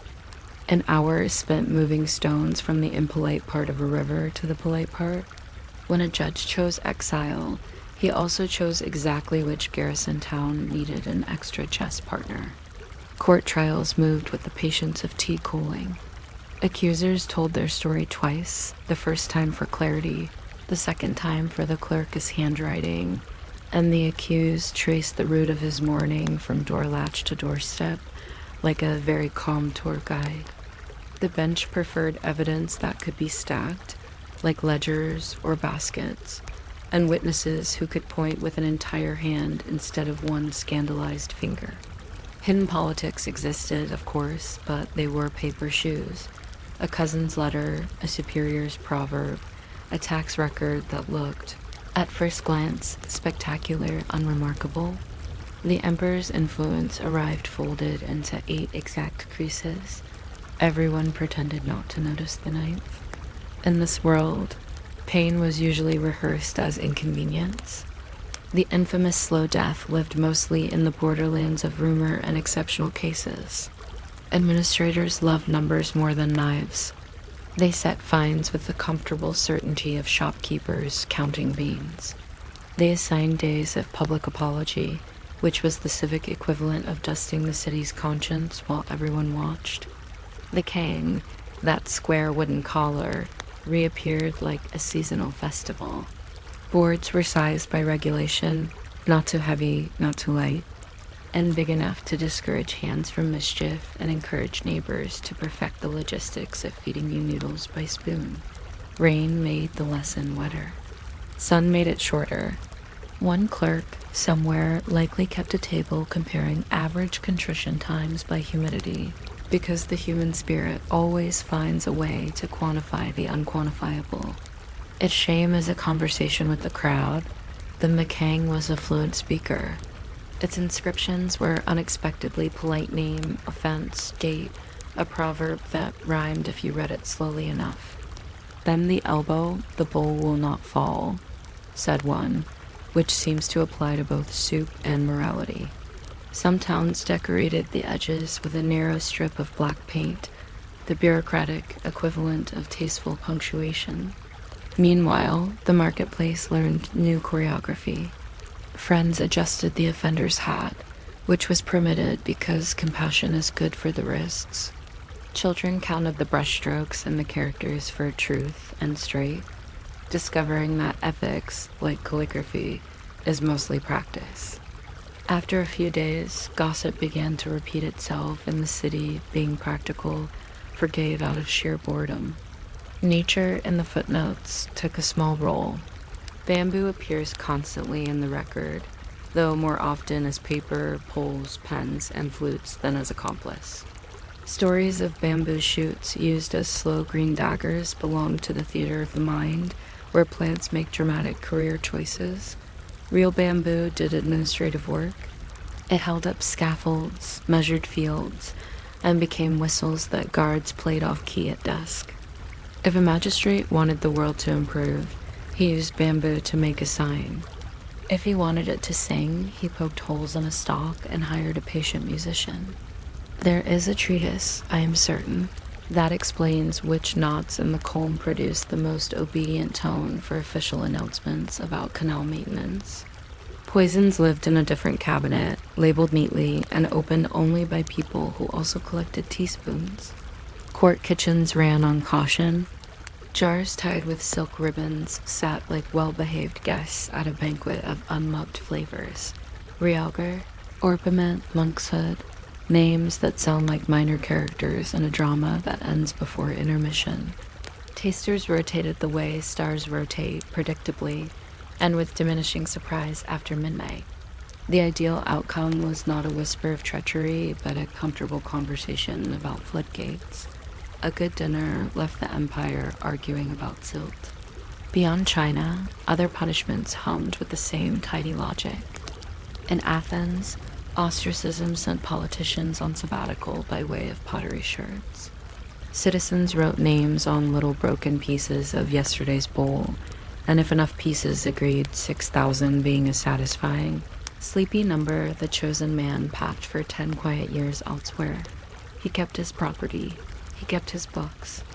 He learned to shop in new markets where the apricots were almost, but not quite, the same. Exile by vote behaved like a city opening a window rather than slamming a door.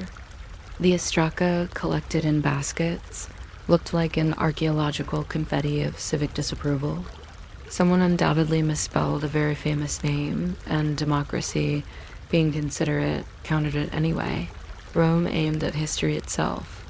Damnatio memoria, the condemnation of memory, was the empire, a way of editing a person out of public sentences while keeping the sentences elegantly carved. Names disappeared from stone like clouds, deciding to let the sun speak. Coins were overstruck, portraits resculpted, and inscriptions smoothed until the marble reflected afternoon in a way that made people yawn attractively. The city did not so much erase as rephrase. The past became a palimpsest, and palimpsests are merciful to the sleepy because they admit that everyone writes over yesterday sooner or later. Somewhere, a mason kept a box of noses removed from statues, proof that history has a drawer for everything. Closer to home again, the imperial codes invented smaller, stranger penalties that kept people alive long enough to complain about them. There were haircut punishments that required a man to wear his hair in a way his grandfather would have found distressingly modern. There were hat penalties, issued partly for fun and partly for order. Wear the blue cap for a month, so people can see you trying to improve. Some offenders had to sweep the marketplace at dawn, which introduced them to the intimate personalities of brooms. A common sentence demanded that you stand outside the yamen holding a board that said, "Very openly, I have learned," which is a sentence that improves from repetition. The goal was not terror. The goal was tidiness with a moral fragrance. Collective responsibility turned into quiet choreography. Families became guarantors of each other's patience. A son's small misbehavior could invite a father's earnest lecture delivered at a slow, weather-appropriate volume. Villages wrote mutual bond pledges that read like group recipes for calm conduct. If one man broke the rule about not borrowing a cart without asking, 10 neighbors signed a statement promising to think about carts before breakfast for a week. The state loved these arrangements because they multiplied by themselves, like vines that volunteered to trellis. No jailer locks a door better than a community that prefers predictability. Clerical life had its own punishments, all of them measurable. An inattentive scribe might be sentenced to copy the classic of filial piety 5 times without using the radical for heart, even once incorrectly, which turned into a meditative exercise even for people with excellent wrists. An inspector late with a report might lose his right to use vermilion ink for a month, a deprivation visible only to those who cared, which is the very definition of bureaucratic discipline. Most delightful was the penalty of standing outside the gate until the shadow length reaches 2 shoesoles, a timekeeping method that remains undefeated for drowsy precision. Every court, ancient or modern, knows the quiet diplomacy of vaguely specific deadlines. A favorite civic theater was the proclamation post. Government notices hung there with the stoic grace of laundry. Fines were listed beside festival dates and warnings about counterfeits. Sometimes a petitioner's poem would blow loose and spend the afternoon describing justice to a tree. On certain days, the post hosted lists of those forgiven, whose names looked like a roll call for a picnic. Forgiveness in print is the gentlest kind of punishment, one that leaves a record of not being a record. People read, nodded, adjusted their baskets, and went in search of ginger. Elsewhere, towns invented devices that never reached the terrifying heights of myth because civic pride didn't like stains. The ducking stool in certain European boroughs resembled a seat for troublesome ideas. It lowered into water slowly, as though the river were a patient therapist. The pillory became a sturdy frame for hats that needed fresh air. Folks stocked up on jokes and fruit that bruised easily but not cruelly. Then they went home with slightly fewer plums and slightly more opinions. These punishments worked because markets love stories, and standing still in a market turns you into a story that ends by dinner. Administrations also punish with travel. Exile to a saltworks or a frontier farm taught people the texture of new winds. Routes were documented with the geographical affection of postmasters. 3 days to the river bend with the polite reeves. 2 days more to the town where the moon seems specially interested in rooftops. The state supplied a small travel letter, the ancestor of the modern receipt, listing everything the traveler was entitled to not lose. Somewhere in the margin, a clerk drew a tiny camel for no official reason. Paperwork enjoys doodling, and doodling, like mercy, is evidence that the world wants to be habitable. When the day wound down, most punishments reverted to maintenance. Locks clicked at reasonable volumes.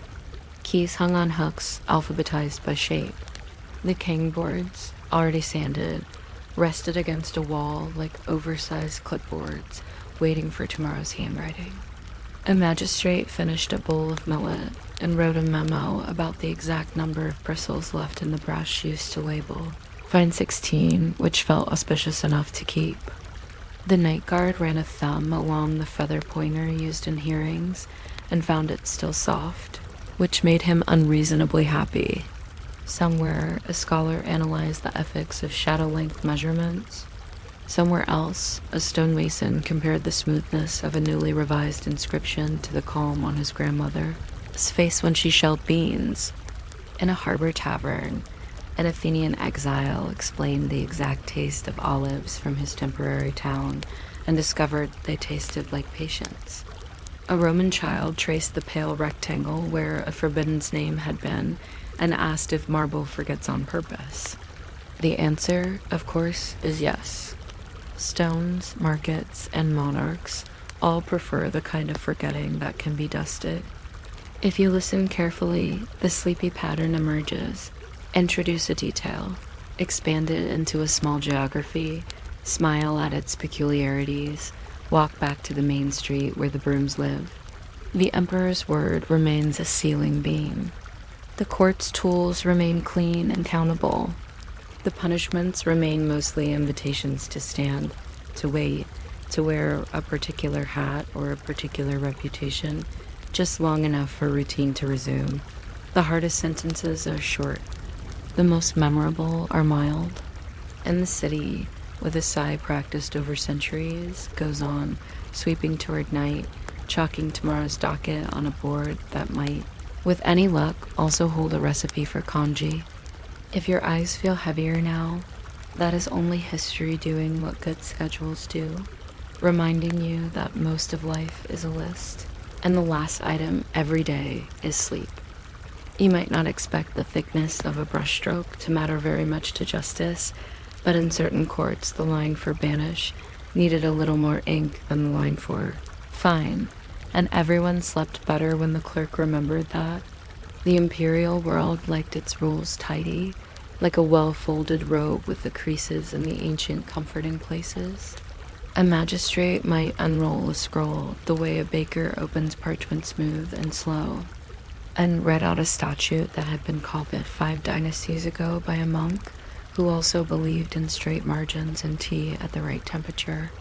If you were still awake when we reached the part about how the court measured the polite size of wooden collars, feel free to subscribe in your heart. No pressure. Even a tiny internal nod counts as engagement in the great census of drowsiness. The emperor's word was not just a word. It was a full paragraph with a red seal that felt faintly warm from the sun. His decisions traveled by courier wrapped in silk, padded with more rules. Officials did not think of law the way we think of surprises. They thought of it the way gardeners think of hedges, a thing to clip regularly so the path stays visible. The 5 punishments sat on the shelf like 5 very serious dictionaries, and nearby the 10 abominations leaned at a responsible angle, each with commentary added by generations of people who could not pass a page without wanting to clarify it. The emperor could overrule your afternoon, but most days he did not. Most days, a local magistrate solved small, solvable problems, such as neighbors disputing how many geese can technically be called a few, or whether a shop sign's poetry exceeded the legal limit for adjectives. Trials did not gallop. They strolled. An accuser spoke slowly because the clerk's brush had a maximum comfortable speed. The accused answered with a blow-by-blow account that included the level of dawn fog, and the exact location of his left shoe at the time, which sometimes was beside the door, sometimes under the bed, sometimes awaiting correction. The bench liked evidence that could be stacked to contracts, letters, bundles of reeds tied with twine, while oral testimony was encouraged to behave itself, to stand still and be pointed at. Hidden politics existed, but they were slippers. A cousin's letter would arrive just as the tea cooled. A superior's proverb would appear in the margin, saying something politely thunderous, like, if the tree leans south, the shade follows, which everyone agreed was both wise and sufficiently vague. Punishments read like a menu of inconveniences. Fines were beans counted into a bowl. Exile was a long walk to a town that made the same soup, but in slightly wider bowls. Tattooing the face with the name of the offense, an early stern version of the name tag drifted and out of fashion, replaced by time with pickaxes or stacks of firewood that needed moving from a mildly wrong place to a mildly right one. When a judge chose exile, he also chose a destination with good walls and even better ledgers, because a man who has erred might still satisfy a ledger by writing numbers legibly and not sneezing on them. And because life likes to be consistent, there were even rules about the correct firmness of the judge's hat, which, according to one particular earnest manual, should be neither collapsing nor proud. The famous slow death wandered through stories with the same vague reliability as a distant thundercloud. It was a name everyone knew and almost no one had seen, which is often the case with the loudest rumors. Administrators preferred the mathematics of correction to the theater of cruelty. Numbers file more neatly than screams. They spent their zeal on exact distances for exile posts, supplies of rice, humidity tables for keeping ink cooperative. When a rare, spectacular sentence did appear in the record, it arrived wrapped in formal language so dense it sounded sleepy on purpose. Meanwhile, a more routine justice filled the marketplaces with quieter lessons. Consider the king, the square wooden collar designed to turn a day into a moral diagram. The board was sized by statute enough weight to recommend reflection, not so much as to prevent it, and the aperture for the neck was smoothed by a man who had mastered sandpaper and patience. Names and offenses were written on the wood, often in brushwork better than any court needed, because the scribe was an artist and because calligraphy is manners. A proverb might be added too, a line like, "A straight path wastes no sandals," which is the kind of wisdom you can agree with even if you do not own sandals. Friends fed the offender noodles with long chopsticks. Children counted the strokes in the character for good, which is composed of woman and child, and learned, with a solemn sense of discovery, that ethics is mostly practice. By the second afternoon, the gossip had repeated itself. The weather had added its own lecture, and everyone had business to return to, including the man with the collar, who discovered that apology, like the board, becomes lighter when it has been worn. Whether bamboo ever assisted in cruelty the way theater says it did is a debate best conducted at a slow whisper. What we can say with confidence is that bamboo did nearly everything else. It became scaffolding that taught buildings to grow straight. It turned into paper, brushes, rulers, flutes, and fishing poles. Magistrates measured fields with bamboo poles banded in lacquer, and a patient clerk used a bamboo slip to keep track of who owed how many cents for the privilege of selling dumplings by the city gate. In administrative imagination, bamboo was less assassin and more assistant principal. If it ever appeared in a punishment, it was usually because a fence needed repairing as part of a sentence, and fences, like laws, work better when the gaps are predictable. I like to imagine a retired official writing a treatise on knot placement for public signage, explaining with grave affection that the third node from the base produces the most readable warning about mud. Poisons, on the other hand, lived in cabinets with silk cords and 1,000 rules tied to each jar. Official kitchens were shrines to caution. Tasting was a profession with a daily schedule and a modest lunch. The jars themselves had faces drawn on them in the imagination of the staff realger frowning earnestly, orpiment sighing theatrically, monkshood pretending to be invisible, and nobody, but nobody, opened them without a reason stamped 3 times. One could spend an entire evening reading the protocols, the order in which to test a dish, the pause between spoonfuls, the trusted water that is to be sipped afterward, the note to place in the logbook, even if nothing interesting occurred. It was the politics of quiet survival, refined over centuries by people who believed that the best banquet is the one after which everyone argues about geography, not destiny. Beyond the imperial orbit, other civilizations practiced their own versions of tidy disapproval. The Athenians invented ostracism, a vote conducted with pottery sherds that had a pleasing, recyclable logic. In the early months of the year, citizens scratched a name into the rough surface of a broken pot, no special calligraphy required. Though there were always a few who took pride in theatrically serifed letters and dropped it into a large container. If 6,000 pieces agreed, a man was not arrested or humiliated. He was simply invited to enjoy 10 years of fresh air elsewhere. He kept his property, he kept his dignity. He acquired, perhaps, a new appreciation for different olives. It was democracy's way of opening a window without breaking it. Archaeologists have since found baskets of these fragments, each a tiny postcard from a city politely asking someone to take a walk. You can picture the civic officials counting the sherds, the way bakers count rolls, trying not to eat any.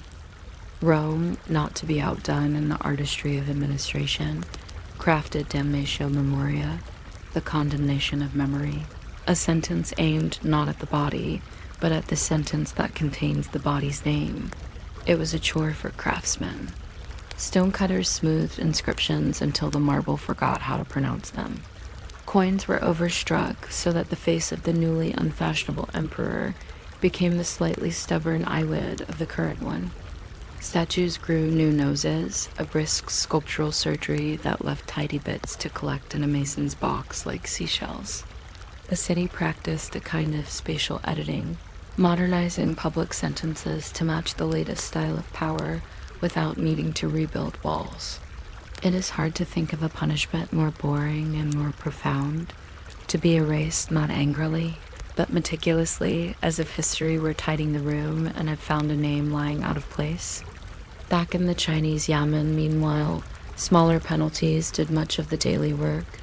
There were haircut punishments that rearranged the social grammar of your head for a time, a sentence your comb executed each morning with admirable thoroughness. There were hat penalties, blue or black, that allowed the city to know you were somewhere between error and improvement. Some offenders were required to sweep the marketplace at dawn, which introduced them to the fine personalities of brooms, and taught them where dust likes to collect when it thinks nobody is looking. One sentence involved standing at the gate until the shadow of the pillar touched your toes, sun-dependent discipline that made meteorology and morality nod at each other. Collective responsibility turned into choreography. Families signed mutual bond pledges that read like recipes for calm, a pinch of advice. a ladle of patient supervision, a promise to return borrowed carts in a condition equal to or better than the condition known as respectable. A small transgression could become a small community event. Neighbors visited, drank tea with the offender's aunt, and devised a plan that combined reminders with errands. The court loved these arrangements because they were self-renewing. A town that watches itself politely saves everyone the trouble of writing extra memos. Somewhere, a clerk kept a table of which villages produced the most reliable forms by the most legible hands, a statistic as soothing as it was unnecessary. The public post board was the city's chalkboard. Notices hung under a standard heading that never lost its charm. Fines were listed beside festival dates. Warnings about counterfeit salt sat next to poetry competitions. A chart explained which days you were allowed to buy fish without angering the calendar. On certain mornings, the board carried a list of those forgiven, whose names looked like an attendance sheet for a picnic. Forgiveness in print is the gentlest punishment. It says that someone was wrong in a way so ordinary, it can be fixed by writing it down and then writing it away. People read, nodded, adjusted the balance of vegetables in their baskets, and resumed being a city. If bamboo was the empire's favorite assistant, marble was Rome's favorite revision. The tools for removing a name were simple: a chisel, a mallet, patience, and the comforting certainty that the stone would not complain. Stonemasons developed a special rhythm for this work, a tap-tap scrape that sounded like distant rain. Over months, the old letters softened to elegant clouds. Children ran their fingers over the smooth places and asked what they used to say. Adults answered with a universal adult tone that means a lesson is approaching, and explained that history sometimes corrects itself like a scribe removing a smudge. Somewhere, a mason kept a small collection of marble dust in a jar and could tell by the fineness of the powder which emperor's name had produced it. This is the sort of knowledge that feels useless until someone asks, and then it becomes delicious. The Athenians, for their part, stored their ostraca in heaps that must have resembled the debris of very literate pottery. Names appear again and again: heroes and pests, the simply annoying, and the dangerously persuasive. The practice worked because it had an intrinsic yawn. There was no spectacle, only the logistics of departure. A man took stock of his wardrobe, wrote affectionate letters to his favorite fig vendor, and left. 10 years later, he could return with fresh stories and perhaps, if everyone had calmed down, a new recipe. It was a city's way of granting itself a nap, a cooling-off period measured in harvests rather than headlines. If the imperial court loved anything as much as red seals, it was the possibility that a punishment could teach penmanship. An inattentive clerk might be sentenced to copy a moral classic 5 times, a gentle exercise that improved both character and character formation.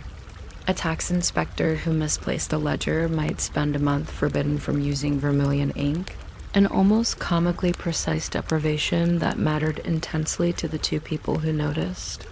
There was even the sentence of thinking while mewing, which sounds dramatic until you read the fine print. A cushion is permitted, shoes may remain on, and the maximum duration is the time it takes for the incense to imitate a small mountain. Across all these customs, the pattern is the same and very soothing. Introduce a detail, a collar, a shirt, a smooth name. Expand it into history's quiet corridor, with its drawers labeled season by season. Smile at the absurdities, the hat penalties, the poetic proverbs, the statistic no one needs but everyone admires. Drift back to the main street, where law is mostly administration and administration is mostly calendars and cautious ink. Even the stories that sound terrible in the telling are often, in the documents, measured into bureaucratic teaspoons and stirred into the porridge of ordinary days. Some evenings, after the court closed, the magistrate might step outside and measure the length of his own shadow to see if the pillar's estimate matched. A clerk would tidy the brushes, counting bristles, not because counting mattered, but because counting is a friendly way to say goodnight to tools. In the market, a man who had worn the cane last week would buy cabbages and discover they tasted exactly as they had before crisp. Cold, cooperative, and this too was a kind of amnesty. In Athens, an exile watched the moon from a new city and realized it kept the same schedule. In Rome, a mason looked at a freshly smoothed inscription and thought it reflected clouds better now. Elsewhere, bamboo creaked contentedly in the evening breeze, imagining, perhaps, that it had spent the day being useful in all the reasonable ways. If you're still with me, drifting in that gentle space where facts become lullabies, you can let the names go soft around the edges. Laws hum like distant bees. Punishments resolve into chores. Even memory, when condemned, leaves a clean rectangle that pleases the light. The world, it turns out, prefers the punishments that end with sleep. Sweeping finished, ink capped, shoulder unsplintered, hat placed on a peg whose location as a rule everybody knows without needing to say it. And tomorrow, when the sun raises the pillar's shadow again, the city will repeat the old routine. Tapping gently on the chisel of habit, never in a hurry, always in time for tea. Oh, might not expect the thickness of a brushstroke to matter very much to justice. But in certain courts, the line for banish required a little more ink than the line for fine. And everyone slept better when the clerk remembered that. Imperial law in old China liked its edges crisp, like a robe folded along creases learned from one's grandparents. An edict arrived with a red seal that looked freshly sun-warmed even on winter days, and the paper carried the faint scent of the pine from which the desk had been made. Officials did not think of law the way we think of surprises. They thought of it the way gardeners think of hedges, a thing trimmed regularly so the path stays visible. If you're still awake in a few minutes, feel free to subscribe in spirit, perhaps by gently nodding. No need to tap anything. The universe records soft nods. The emperor's word and theory sat on the highest shelf, beside the ancestral tablets and above practical things like grain statistics. When he spoke through an edict, it moved through a lattice of yamen offices, courier stations, and tidy rooms where men with winter-chapped knuckles read aloud until the words settled into the floorboards. Yet the miracle, the sleepy one, is how rarely the emperor had to shout. Most days he didn't. Most days, a county magistrate adjudicated geese that had wandered philosophically into a melon patch, or neighbors who disagreed about how many bamboo poles can be called a few. The 5 punishments, weighted on the shelf like 5 serious dictionaries, consulted more for reassurance than for spectacle, while the 10 abominations leaned at a responsible angle, annotated by generations of readers who could not resist writing "see also" in the margins. Trials themselves walked, not sprinted. An accuser spoke at a pace friendly to brushes. The clerk's wrist, that silent metronome of the state, preferred a certain rhythm, and so justice adopted it. Witnesses supplied details as cozy as kettle steam, the exact level of dawn fog, the thickness of the market porridge, where the left shoe was momentarily mislaid, under consideration. The bench adored evidence that could be stacked contracts, labels, bundles of reeds tied with honest twine, while oral arguments were encouraged to stand still and be pointed at. Hidden politics existed, yes, but they were slippers. A cousin's letter arrived just as the tea cooled. A proverb fluttered in from a superior: if the tree leans south, the shade follows. This clarified nothing and everything in equal measure, which is the main purpose of proverbs in administration. Punishments read like a menu of inconveniences rather than a theater program. A fine was beans counted into a bowl. Exile was a long walk to a town that brewed the same tea but in slightly wider cups. Tattooing the face with the name of the offense an early, stern version of the name tag drifted in and out of fashion, sometimes replaced by weeks of road mending or ledger sorting. When a magistrate chose exile, He also chose a destination with decent walls and superior ledgers, because a man who has erred might still be very good at writing numbers without smudging them, and because life likes to be consistent, the officials' hats had regulations too. One manual notes that a proper hat should be neither collapsing nor proud, which is also a workable definition of virtue. Into this calming bureaucracy wander stories of the linky, the so-called slow death. It is an enormous word made of echoes. Travelers whispered about it the way children whisper about a haunted well, frequently, confidently, and from a respectful distance. Records exist, although their tone is more arithmetic than sensational. The office preferred ledgers to legends. A ledger can be balanced and mocked. On most days, the court as zeal flowed toward measurable things. How far an exile should travel before the first checkpoint. What humidity keeps ink cooperative. Whether the rice ration for a chain gang should be weighed with the big scoop or the slightly bigger scoop. Spectacle, when it appeared at all, was wrapped in language so ceremonious it grew drowsy on the page. By contrast, the king was public and exact.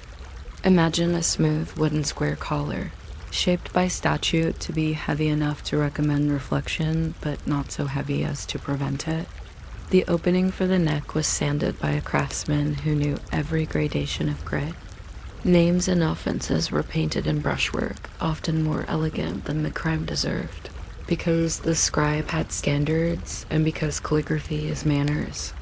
Some boards carried a proverb, something like, "A straight path wastes no sandals," which is the kind of truth you can obey without owning footwear.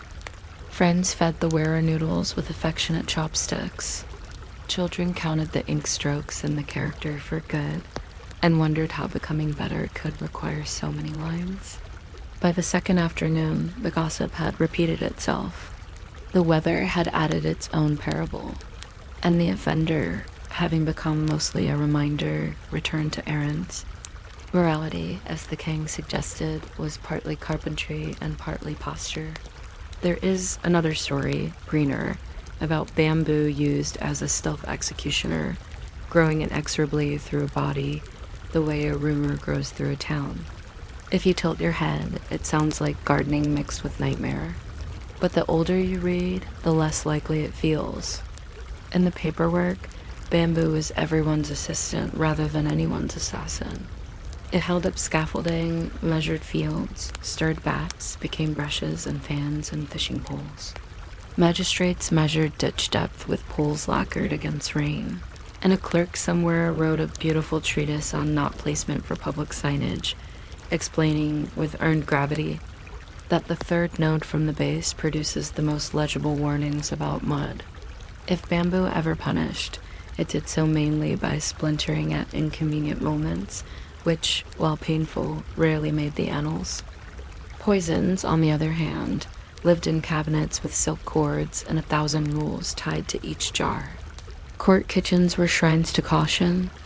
Official tasters had a profession the way bridge inspectors do, repetitive, vital, and well documented. The jars wore labels in neat script. Some had corks that squeaked exactly once when opened, a small sound that made everyone decide to double-check the list again. The protocols read like choreography, the order in which to test a dish, the pause between spoonfuls, the sip of approved water afterward, the logbook entry even when nothing happened beyond the soup being comfortably soup. Politics murmured nearby, as politics always does, but the cupboard doors opened only to formal hands. If someone wanted drama, they had to look elsewhere, perhaps toward the Poetry Bureau. Meanwhile, other civilizations practiced their own methods of tidy disapproval. The Athenians invented ostracism, which sounds sharp but mostly involved pottery sherds and paperwork. In the early months of a qualifying year, citizens scratched a name onto the rough face of a broken pot. No special calligraphy required, though there were always a few who treated the fragment like a canvas and dropped it into a container as large as a civic conscience. If 6,000 pieces agreed, A person received 10 years of state-sponsored fresh air elsewhere. Property remained intact. Honor remained technically unbruised. There was no dungeon tour, no trumpet. One simply packed, wrote a slightly overlong letter to one's favorite fig vendor, and left, perhaps promising to return with improved opinions and a new recipe for dill. It was democracy's way of opening a window without breaking it, a nap scheduled at city scale.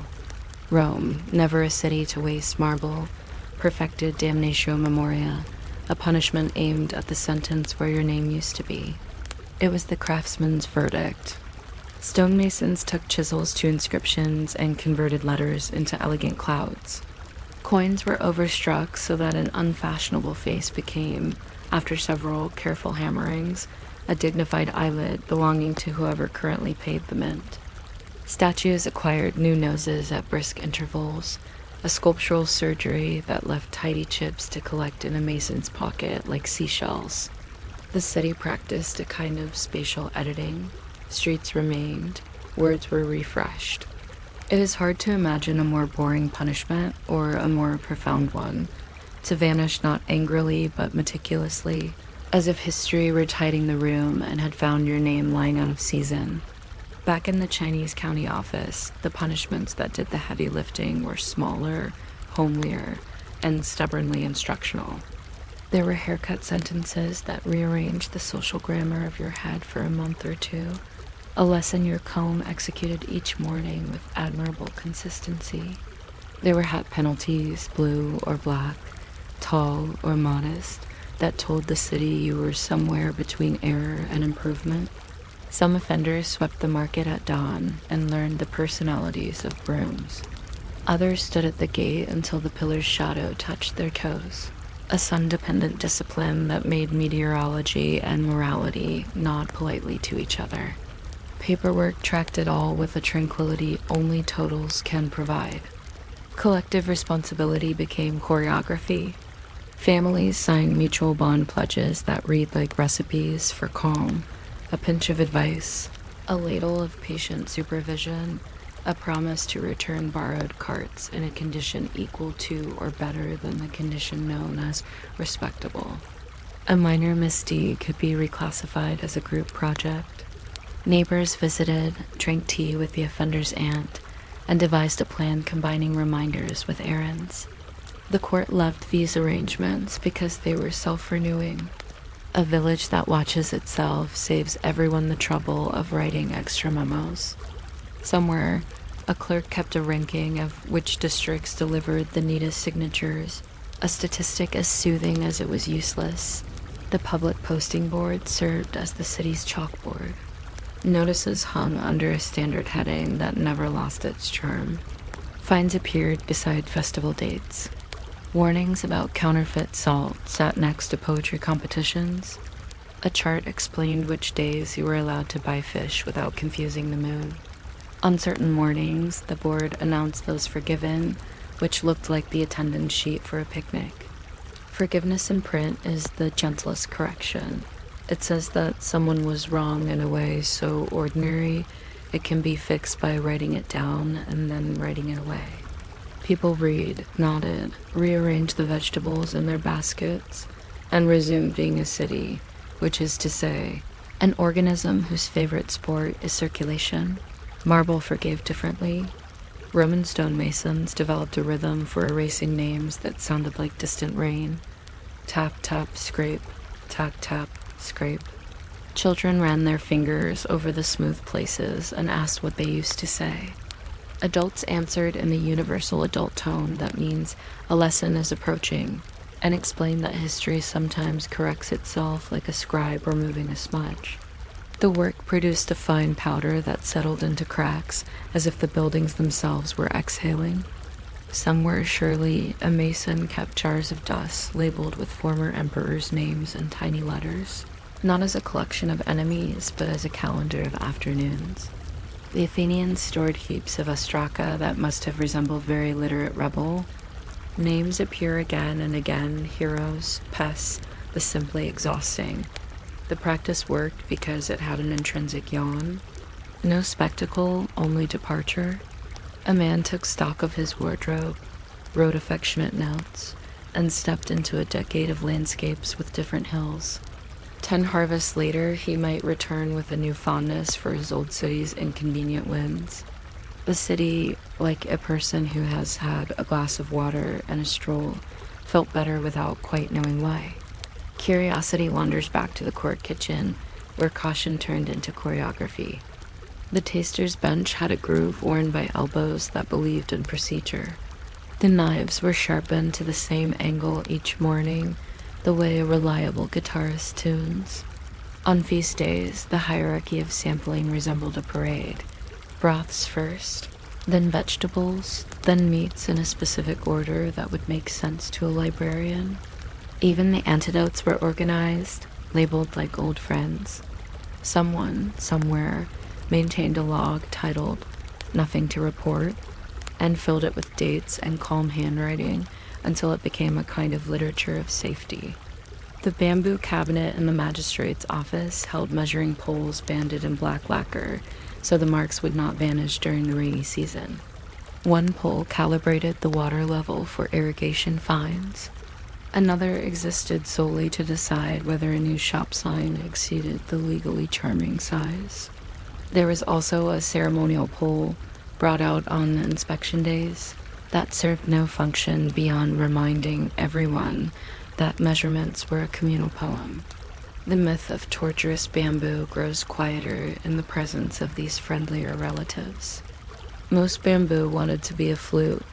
Some chose to be a fan that folded with a sound like very small applause. The king, though, kept its place in the city's theater of earnestness. People remembered who had worn one, and also who had brought extra soup. The carpenter who built them enjoyed a good reputation because his collars did not pinch in unexpected places, and because he once added a tiny notch that made feeding easier without violating the text of the ordinance. The innovation spread, as small kindnesses tend to do, not through proclamation but through copying. An official form eventually noticed and added a line: "Notch permitted where circumstances favor noodles." At dusk, after the court closed, the magistrate sometimes stepped outside and measured his shadow to see if the pillar's estimate matched.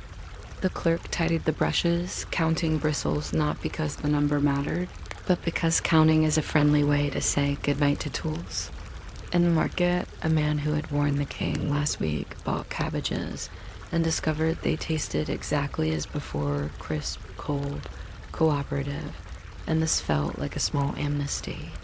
In Athens, an exile watched the moon from a different hill and noted that it kept the same schedule. In Rome, a mason surveyed a freshly smoothed inscription and thought it reflected clouds better now. Across these places, the rhythm is comfortingly the same. Introduce a detail, a collar, a shirt, a name turned to marble dust. Expand it into a corridor of history with drawers labeled season by season. Smile at the tiny absurdities, hat regulations, noodle notches, a statistic about neat signatures.